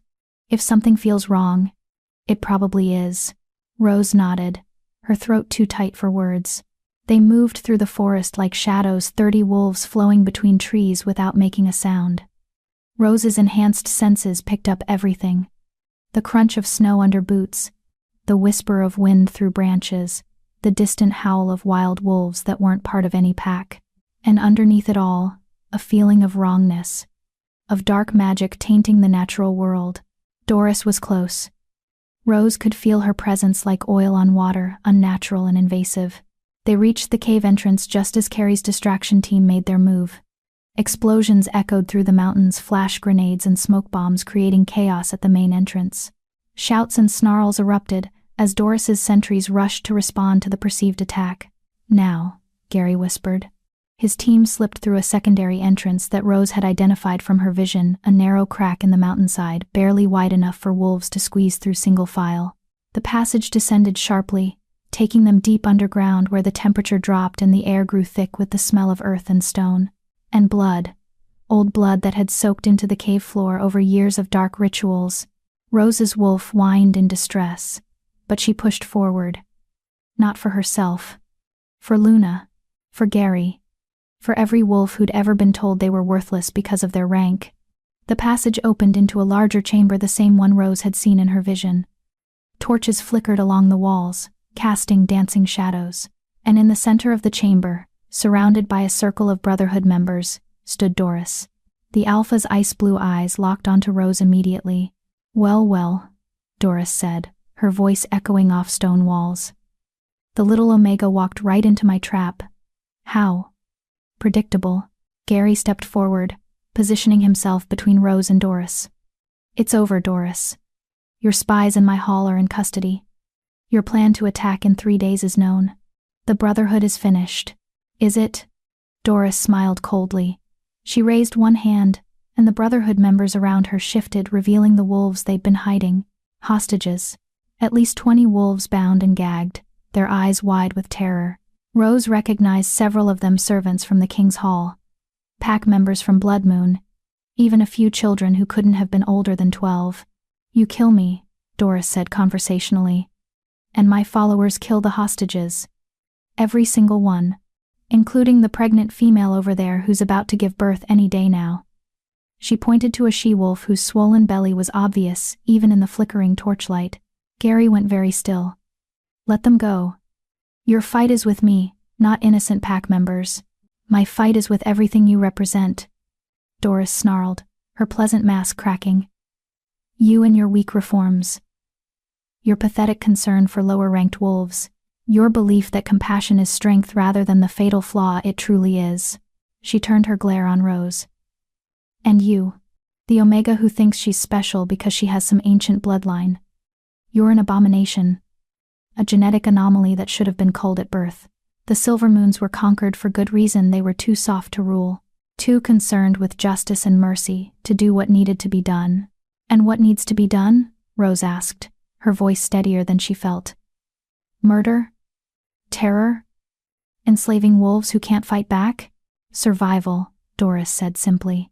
"The strong rule. The weak serve or die. That's the natural order.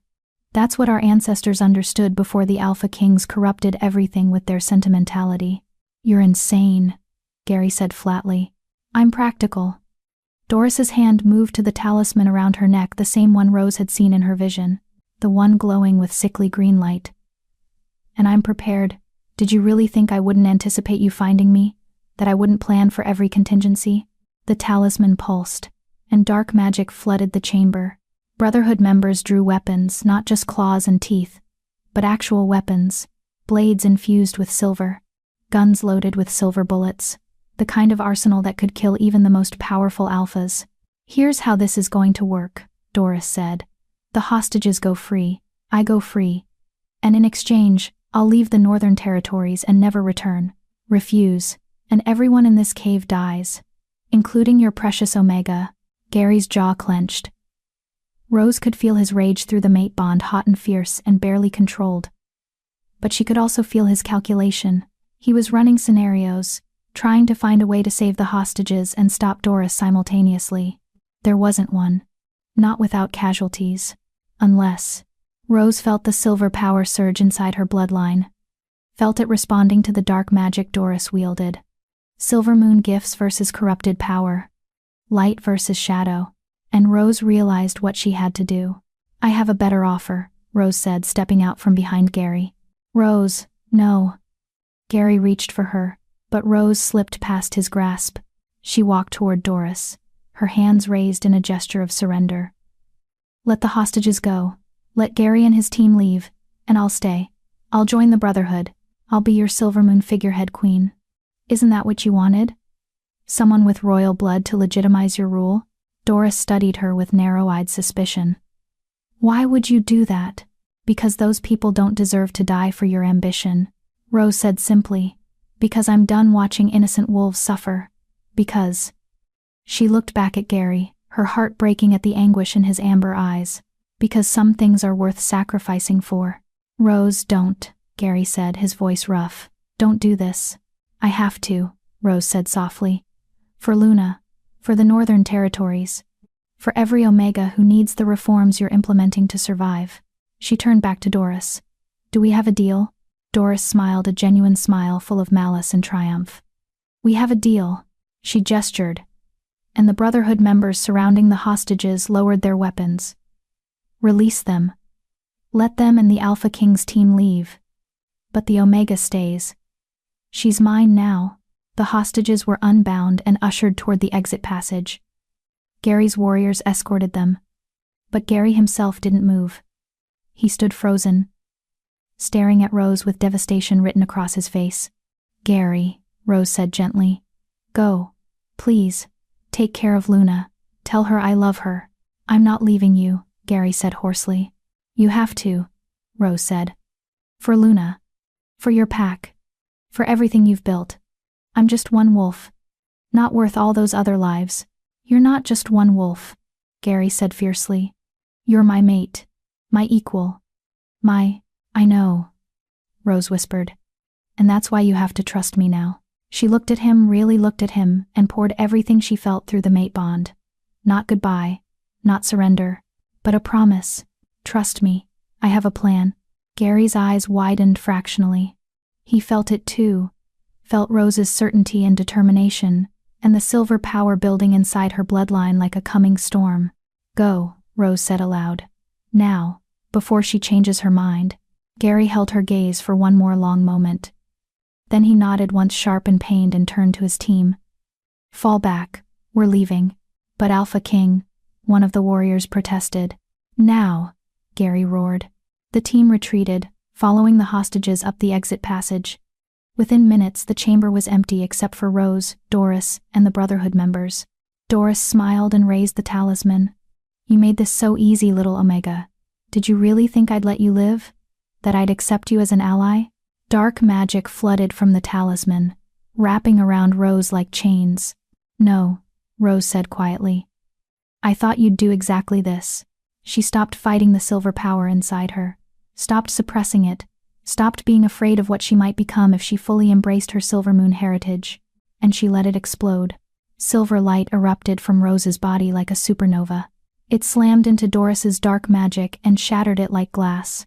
The talisman around Doris's neck cracked, green light sputtering and dying. The Alpha staggered backward, shock and fear replacing her smug confidence. "Impossible. You're an Omega. You can't." "I'm a Silvermoon," Rose said. Her voice echoed with power that made the cave walls tremble. "And you made a fatal mistake, Doris. You thought rank mattered more than bloodline.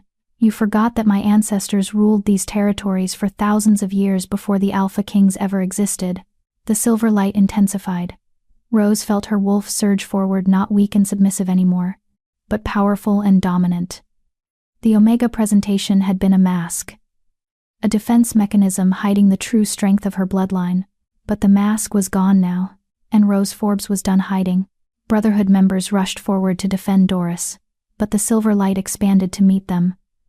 Where it touched, wolves fell not dead, but unconscious. Overwhelmed by the sheer force of Silver Moon dominance, Doris shifted fully into her wolf form, a massive white wolf with ice-blue eyes. She lunged at Rose, jaws snapping for her throat. Rose didn't shift. Didn't need to. She raised one hand, and the silver light formed a barrier between them. Doris slammed into it and bounced back, snarling with rage. "You can't beat me," Doris growled. "I've trained for decades. I'm an alpha. You're nothing," Rose said quietly. "Nothing but a bully who mistook cruelty for strength, who thought dominating others made you powerful, who never understood that true power comes from protecting those weaker than yourself." The silver light pulsed, and Rose felt her consciousness expanding, felt herself connecting to something vast and ancient, the collective wisdom of every silver moon who'd come before her. Her ancestors reaching through time to lend her their strength. "You are worthy," they whispered. "You are strong. You are exactly what we always were, a shield for the vulnerable, a voice for the voiceless, a light in the darkness." Rose embraced that truth and let the silver light surge forward one final time. It wrapped around Doris's wolf form, not to kill but to bind, to suppress, to strip away the dark magic that had been tainting her for years. Doris screamed, a howl of rage and terror that echoed through the caves. Then the white wolf collapsed, shifting back to human form. Unconscious, defeated, powerless. The chamber fell silent except for Rose's ragged breathing. She stood in the center of a circle of unconscious Brotherhood members, silver light still emanating from her body in soft waves. Every wolf in the cave had been neutralized without a single death. Footsteps pounded down the passage. Gary burst into the chamber, his warriors close behind. He'd heard the commotion and doubled back despite Rose's orders to leave.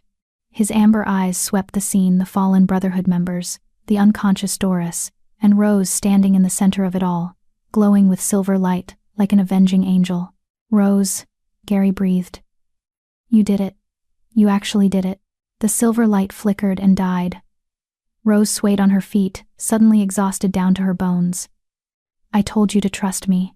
Then her knees buckled.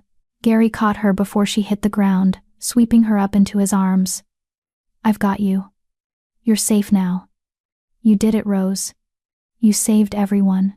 Rose managed a weak smile before consciousness began to fade. Luna is safe," Gary assured her. "Dawn sent word. She's fine. And she's waiting for her mother to come home." Her mother. Rose held on to that thought as darkness pulled her under. She was a mother now. A mate. A silver moon. And she'd won. Chapter 10. The dawn of a new era. Rose woke to the sound of Luna's laughter. For a moment, she lay still, letting the sweet sound wash over her. Then memory returned, the cave, the confrontation, the silver light exploding from her body as she'd finally embraced her silver moon heritage. She opened her eyes to find herself back in Gary's bedroom, their bedroom now, she supposed. Sunlight streamed through the windows, warm and golden, and sitting in a chair beside the bed, holding Luna and making silly faces that had the baby giggling with delight, was Gary. "You're awake," he said softly when he noticed Rose watching. Relief flooded his amber eyes. "Thank the moon goddess. You've been out for 2 days. 2 days?" Rose tried to sit up and immediately regretted it. Every muscle in her body screamed in protest. "Easy." Gary stood and gently helped her into a sitting position, Luna still secure in one arm. "Dawn says it's normal. You channeled more power than your body was ready for. You need rest and time to recover." Luna reached for Rose with grabbing hands, and Gary carefully transferred the baby over. The moment Luna settled against Rose's chest, the infant let out a contented sigh and grabbed Rose's finger. Rose felt tears prick her eyes. "I was afraid I'd never see her again. Never get to hold her." "You almost didn't," Gary said quietly. He sat on the edge of the bed, his hand finding Rose's free one and gripping tightly. "When you walked toward Doris, Offered to trade yourself for the hostages, Rose. I thought my heart would stop. Thought I was watching you sacrifice yourself, and there was nothing I could do to stop it. I had to, Rose said. Those wolves didn't deserve to die for Doris's ambition. And I knew I could feel the silver power building inside me. Knew that if I could just get her to lower her guard for one moment, I could unleash it. It was the bravest thing I've ever witnessed, Gary said. And the most terrifying. You took on an entire room of Brotherhood members alone and won. Neutralized them all without killing anyone. Rose, do you understand what that means? Rose shook her head, still feeling foggy from 2 days of unconsciousness. It means you're not just carrying Silver Moon blood, Gary explained. You're manifesting their gifts at a level we haven't seen in 200 years. The power you displayed, the ability to subdue multiple wolves at once without harming them, that's what the old stories describe. What made the Silver Moons legendary? He reached up and cupped her cheek. You're not an Omega, Rose. You never were. The moon goddess just hid your true nature, until you were ready to claim it. Then what am I? Rose asked. You're a Luna, Gary said simply. Not just my mate, not just Luna's mother, but a true Luna, the female alpha who stands beside the king as his equal, who wields power in her own right, who protects the pack through strength and compassion combined. Rose looked down at the baby in her arms, the child who shared her name. Does this mean? Does Luna have the same gifts? The same power? Don't think so, Gary said. She carries both my alpha bloodline and your Silver Moon heritage. As she grows, she'll likely manifest abilities we can't even imagine yet. His expression grew serious, which means she'll need someone to teach her. Someone who understands Silver Moon power and can help her control it. Me, Rose breathed. I'll have to teach her. If you're willing, Gary said. I know this is a lot. Know you're still processing everything that's happened. But Rose, the Northern Territories need you. Need someone who understands what it's like to be overlooked and dismissed. Who can speak for the wolves who have no voice. Who can show us a better way forward. He lifted her hand and pressed a kiss to the mate mark on her wrist. I need you. Not just as my mate, but as my partner. My equal. The Luna who'll help me build something better than what came before. Rose felt the weight of responsibility settling over her shoulders. Just weeks ago, she'd been a nobody. An Omega scrubbing floors and dreaming of nothing beyond survival. Now she was being asked to help shape the future of every wolf in the Northern Territories. It should have been terrifying. Should have been overwhelming. Instead, Rose felt a sense of rightness settle into her bones. This was what she'd been meant for. What the moon goddess had been preparing her for through every hardship, every humiliation, every moment of despair. Yes, Rose said simply. I'll do it. I'll stand beside you. Help you build something better. Teach Luna to use her gifts for good instead of domination. Gary's face lit up with joy and relief so profound it made Rose's heart ache. He leaned forward and kissed her deep and claiming and full of promise. The mate bond flared between them, golden warmth intertwining with silver light. When they finally pulled apart, Rose asked, What happened to Doris? To the Brotherhood? Gary's expression hardened. Doris is in custody, awaiting trial before the Council of Northern Alphas. She'll be found guilty. We have enough evidence to bury her 10 times over. The sentence for treason is death. Rose felt conflicted about that. Part of her, the part that still remembered being an Omega, still carried the scars of years of abuse, wanted Doris to suffer. But another part, the part connected to her Silver Moon heritage, whispered about mercy and second chances. What about the other Brotherhood members? Rose asked. Most are in custody. A few escaped, but without Doris's leadership, they're scattered and leaderless. Gary's hand tightened on hers. Carrie and Nicholas are tracking them down. Within a month, the Brotherhood will be completely dismantled. And the hostages? The wolves Doris was threatening to kill? Safe. All of them. Thanks to you. Gary smiled. You're a hero, Rose. Word has spread throughout the Northern Territories about what you did. About the Omega, who turned out to be a Silver Moon Luna, and saved dozens of lives without spilling a drop of blood. Every Alpha is talking about you. Every pack member is asking questions about the old bloodline. Rose's stomach churned with anxiety. What kind of questions? Whether the Silver Moons should reclaim power, Gary said honestly. Whether you have a right to challenge my authority as Alpha King. Whether the territories should return to being ruled by the old bloodline instead of the new. Rose's eyes widened. I would never, Gary. I don't want to challenge you. I don't want power for its own sake. I just want— I know, Gary interrupted gently. I know you don't want to overthrow me. But others will try to use you for that purpose. Will try to position you as a rival or alternative to my rule. We need to be prepared for that. How? Rose asked helplessly. By presenting a united front, Gary said. By making it clear that you stand with me, not against me. That the Silvermoon bloodline and the Alpha King bloodline are united through our mate bond and through Luna. He hesitated.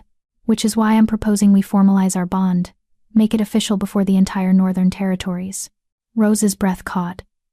You mean a mating ceremony? I mean a coronation, Gary corrected. Where you're formally recognized as my Luna and co-ruler, where every Alpha bends knee and acknowledges your authority as equal to mine. His amber eyes searched hers. I know it's fast. No, we've only known each other for a few weeks. But Rose, I don't need time to know you're the one I want beside me for the rest of my life. The mate bond already makes us permanent. This would just make it political as well as personal. Rose looked down at Luna, who was watching them with those two intelligent gold eyes. The baby who would grow up in a world shaped by the decisions Rose made today. What kind of world did Rose want for her? One where power came from domination and fear? Or one where strength was measured by how well you protected those weaker than yourself? When? Rose asked. Gary's face split into a grin. 2 weeks. Enough time to prepare, but not so long that our enemies can regroup and cause trouble. 2 weeks. Rose repeated. Then she smiled, a real smile that felt like sunshine breaking through storm clouds. Okay. Let's do it. Let's show the Northern Territories what real partnership looks like. The next 2 weeks passed in a whirlwind of preparation. Rose was fitted for ceremonial robes, not the traditional pure white of unmated Lunas, but silver fabric that shimmered in the light and honored her Silvermoon heritage. Seamstresses fussed over every detail while Rose stood still and tried not to fidget. Dawn coached her on pack history and politics, filling in the gaps in her education. Janice trained her in basic self-defense, insisting that a Luna needed to be able to protect herself, even with Silvermoon gifts. And Gary spent every spare moment with Rose and Luna, building the family bond that would be the foundation of their rule. The coronation would take place in the Grand Hall of the King's Hall, with representatives from every northern pack in attendance. Alphas who'd once sneered at the idea of an Omega Luna would bow before Rose and acknowledge her authority. The irony wasn't lost on Rose. Weeks ago, she'd been invisible. Now she would be impossible to ignore. 3 days before the coronation, Rose received an unexpected visitor. Alpha Philip Bright requested a private audience, and Rose agreed to meet him in one of the hall's smaller sitting rooms. Janice stood guard outside, but the Blood Moon Alpha came alone. Rose, Philip said, inclining his head respectfully. Thank you for seeing me. Of course, Rose said. She gestured to a chair. Please, sit. They settled across from each other, and for a moment, neither spoke. Then Philip said, I owe you an apology. Rose blinked in surprise. For what? For not protecting you better when you were in my pack, Philip said bluntly. For allowing Lee to abuse her authority and make your life hell. For not noticing that one of my pack members was living in a shed without heat or adequate food. For failing in my duty as Alpha to ensure every wolf under my protection was treated with dignity. Rose didn't know what to say to that. Philip had always been distant but fair. She'd never expected him to apologize for the conditions of her life in Blood Moon. You didn't know, Rose said finally. I was just one Omega among dozens. Easy to overlook. That's not an excuse, Philip countered. A good Alpha knows every wolf in his pack, knows their struggles and needs. I failed you, Rose, and I'm sorry. Rose felt something loosen in her chest, resentment she hadn't realized she'd been carrying. Thank you, that means more than you know. Philip nodded, then reached into his jacket and pulled out an envelope. I also wanted to give you this. It's from your mother. Rose's hands shook as she took the envelope. Margaret? She wrote to me. After word spread about your Silvermoon heritage and your coronation, she reached out, Philip said. Asked me to deliver this personally. I don't know what it says, but... He stood. I'll give you privacy to read it. He left, and Rose sat alone with the envelope bearing her mother's handwriting. For a long moment, she just stared at it, the woman who'd abandoned her, who'd declared Rose a shame to the family when she presented as an Omega, who'd walked away and never looked back. What could she possibly have to say now? Rose's hands trembled as she opened the envelope and pulled out the letter. Dear Rose, I don't expect you to forgive me. I don't deserve it. But I need you to know the truth I've kept buried for 19 years. You are not Thomas Forbes's daughter. Your father was a wolf named Jonathan Silvermoon, the last known heir of the royal bloodline. He was kind and gentle, and everything good in this world, and I loved him with every fiber of my being. But our love was forbidden. I was a beta. He was royalty in hiding, trying to escape the wolves who hunted his family. When I became pregnant with you, Jonathan begged me to run away with him, to leave everything behind and start fresh where no one knew our names. I refused. I was a coward. Afraid of losing my position, my security, my comfortable life. So Jonathan left alone, promising to return for us once he'd secured safe passage. He never came back. I learned later that he'd been killed by Brotherhood hunters who'd been tracking him for years. They wanted the Silvermoon bloodline extinct. When you were born, I saw Jonathan in your eyes, saw the power lurking beneath your innocent surface, and I was terrified. Terrified that the Brotherhood would find you, would kill you like they'd killed your father. So I married Thomas and claimed you were his daughter, hid your true heritage, and when you presented as an Omega, when your Silvermoon blood manifested in its hidden form, I convinced myself it was for the best, that you'd be safer overlooked and invisible than acknowledged and targeted. I told myself I was protecting you by abandoning you, by pushing you away, by making sure no one would connect you to the Silvermoon line. But I was really just protecting myself. From guilt, from responsibility, from the constant reminder of the man I'd loved and lost and the daughter I was too afraid to defend. I'm sorry, Rose. I'm so sorry. You deserved a mother who fought for you, who stood beside you, who helped you understand your heritage instead of burying it. I don't expect you to respond to this letter. Don't expect forgiveness or reconciliation. I just needed you to know that you were loved. Your father loved you even though he never got to meet you. And despite everything, despite my cowardice and failures, I love you too. I'm proud of the woman you've become, proud of your strength and courage and compassion. Your father would be proud too. Be well, Rose. Be happy. Be everything I was too afraid to let you be. Margaret. Rose read the letter 3 times, tears streaming down her face. Her father had been a Silvermoon, had loved her mother, had died trying to protect his bloodline from the very Brotherhood that had just tried to kill Rose and Luna, and her mother had abandoned her, out of fear, not hatred, but a misguided attempt at protection. It didn't excuse what Margaret had done, didn't erase the years of loneliness and pain, but it explained it, gave Rose context for the rejection she'd never understood. The door opened quietly, and Gary entered. He took one look at Rose's tear-stained face, and immediately crossed to her, pulling her into his arms. What happened? He asked gently. Rose handed him the letter without words. Gary read it quickly, his expression darkening with anger on her behalf. Your mother made a terrible choice, Rose finished, but she was scared, and she did what she thought would keep me safe, even if it hurt me. She looked up at Gary. I'm not saying I forgive her, not yet, maybe not ever. But I understand now. Understand that fear can make you do terrible things to the people you love. Gary pulled her closer. You're stronger than she ever was. Braver. You didn't run from danger. You walked straight into it to save others. You're everything your father hoped you'd be. Everything the Silvermoon bloodline should be proud to claim. Rose let herself cry against his chest for the father she'd never known. For the mother who'd chosen fear over love. For the childhood she'd lost. But also for the future she was building. The family she'd found. The life that stretched ahead, full of possibility instead of limitation. I want to name Luna's middle name after my father, Rose said when the tears finally subsided. Luna Jonathan Fletcher. So he's remembered. So she knows where part of her power comes from. Gary kissed the top of her head. I think that's perfect. The day of the coronation dawned clear and bright. Rose stood in front of a mirror, barely recognizing herself. The silver robes flowed around her like liquid moonlight. Her dark hair had been styled in an intricate braid woven with silver thread, and on her wrist, the mate mark gleamed black against her pale skin, permanent proof of her bond with Gary. Janice entered, carrying Luna. The baby had been dressed in a tiny silver gown that matched Rose's robes, and she looked like a perfect little princess.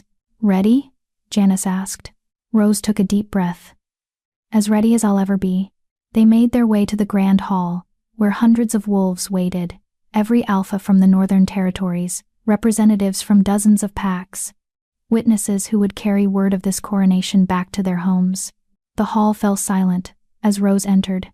She walked down the center aisle, Luna in her arms, Janice at her side. At the far end, Gary waited on a raised platform. He wore ceremonial robes as well, deep blue embroidered with gold that marked him as the Alpha King. Beside him stood Dawn, who would officiate the ceremony, and Commander Carey, representing the military power that protected the throne. Rose climbed the steps to the platform, her heart hammering. This was it. The moment that would define the rest of her life. Gary took Luna from Rose's arms and passed the baby to Dawn. Then he took both of Rose's hands in his. "Rose Forbes," Gary said, his voice carrying through the vast hall.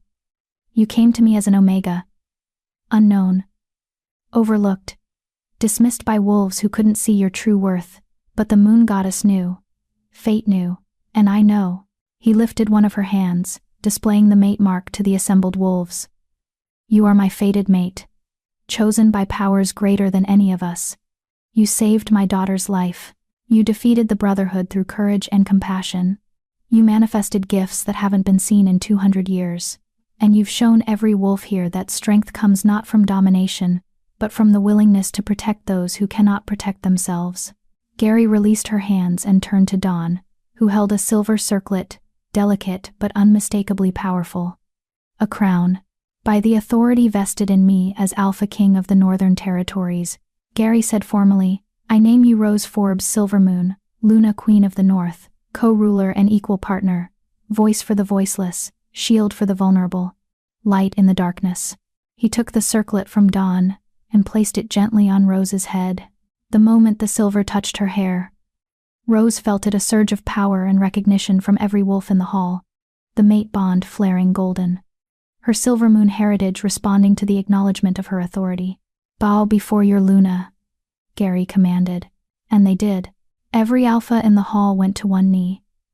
Every beta and gamma and omega followed suit. Hundreds of wolves acknowledging Rose's authority, accepting her as their queen. Rose looked out over the sea of bowed heads and felt tears slip down her cheeks. Not from sadness. From overwhelming joy and gratitude and the bone-deep certainty that she was exactly where she was meant to be. Gary turned her to face him. "Do you accept this responsibility? This burden and privilege? Do you swear to rule with wisdom and compassion? To protect the weak and guide the strong? To stand beside me as my equal until our dying day?" "I do," Rose said clearly. "I swear it." Gary smiled, that beautiful, genuine smile that transformed his stern face. "Then by the power of the mate bond, and the authority of the Alpha King, I claim you as mine, my Luna, my queen, my partner in all things." He kissed her, claiming and tender, and witnessed by every wolf in the Northern Territories. The hall erupted in cheers and howls of celebration. And Rose Forbes Silvermoon, who'd spent years being invisible, finally understood what it meant to be seen. That night, after the ceremonies and feasting and political meetings finally ended, Rose and Gary retreated to their private quarters. Luna had been put to bed hours ago, sleeping peacefully under Dawn's watchful eye. Now it was just Rose and Gary, mates and equals and partners, preparing to build a future together. "How are you feeling?" Gary asked as they sat together on a balcony overlooking the valley. Stars glittered overhead, and the moon shone full and bright. "Overwhelmed," Rose admitted, "terrified, hopeful, grateful, all of it at once." Gary pulled her close, and Rose leaned into his warmth. "You did beautifully today. Every alpha left here understanding that you're not someone to be dismissed or underestimated. You're a force unto yourself. Because of you," Rose said. "Because you gave me the chance to be more than what I was told I could be." "No," Gary corrected gently. "Because you chose to be more. I just held the door open. You're the one who walked through it." They sat in comfortable silence for a moment, watching the stars. Then Rose said, "What happens now?" "With the Brotherhood scattered, and Doris awaiting trial, what comes next?" "We rebuild," Gary said simply. "We implement the reforms I've been planning, better conditions for lower-ranked wolves, education for all pack members, laws protecting the vulnerable. And we raise Luna to be the bridge between old and new. The wolf who can unite the territories in ways neither of us could alone." "That's a lot of pressure for one child," Rose said. "She won't be alone," Gary countered. "She'll have us. Have the best teachers and protectors in the Northern Territories. Have a mother who understands what it means to grow up feeling powerless, and a father who'll move mountains to keep her safe." He pressed a kiss to Rose's temple. "We'll figure it out together, one day at a time." Rose turned in his arms and kissed him properly, deep and claiming and full of promise. The mate bond flared between them, golden warmth and silver light intertwining. When they finally pulled apart, Rose said, "I love you. I know it's fast. No, we're still learning each other. But I love you, Gary Fletcher. Love the father you are, the king you're trying to be, the mate who makes me feel worthy and seen and valued." Gary's eyes shone with emotion. "I love you too. More than I thought possible. You're my second chance at happiness.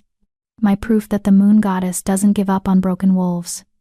He cupped her face in both hands. "Thank you for saving Luna. For saving me. For choosing to stay when you could have run. Where else would I go?" Rose smiled.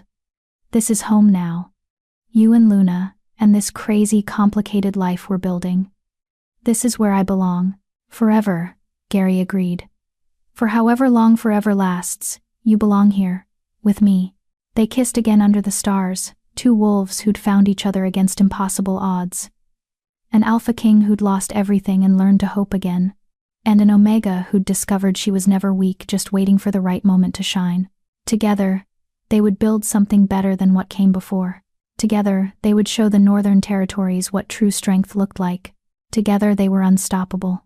And in her crib, Luna Jonathan Fletcher, daughter of an alpha king and a silver moon, Luna slept peacefully, dreaming of the future she would inherit and the pack she would one day protect. The broken had become whole, the forgotten had been remembered, and the omega who scrubbed floors had become a queen.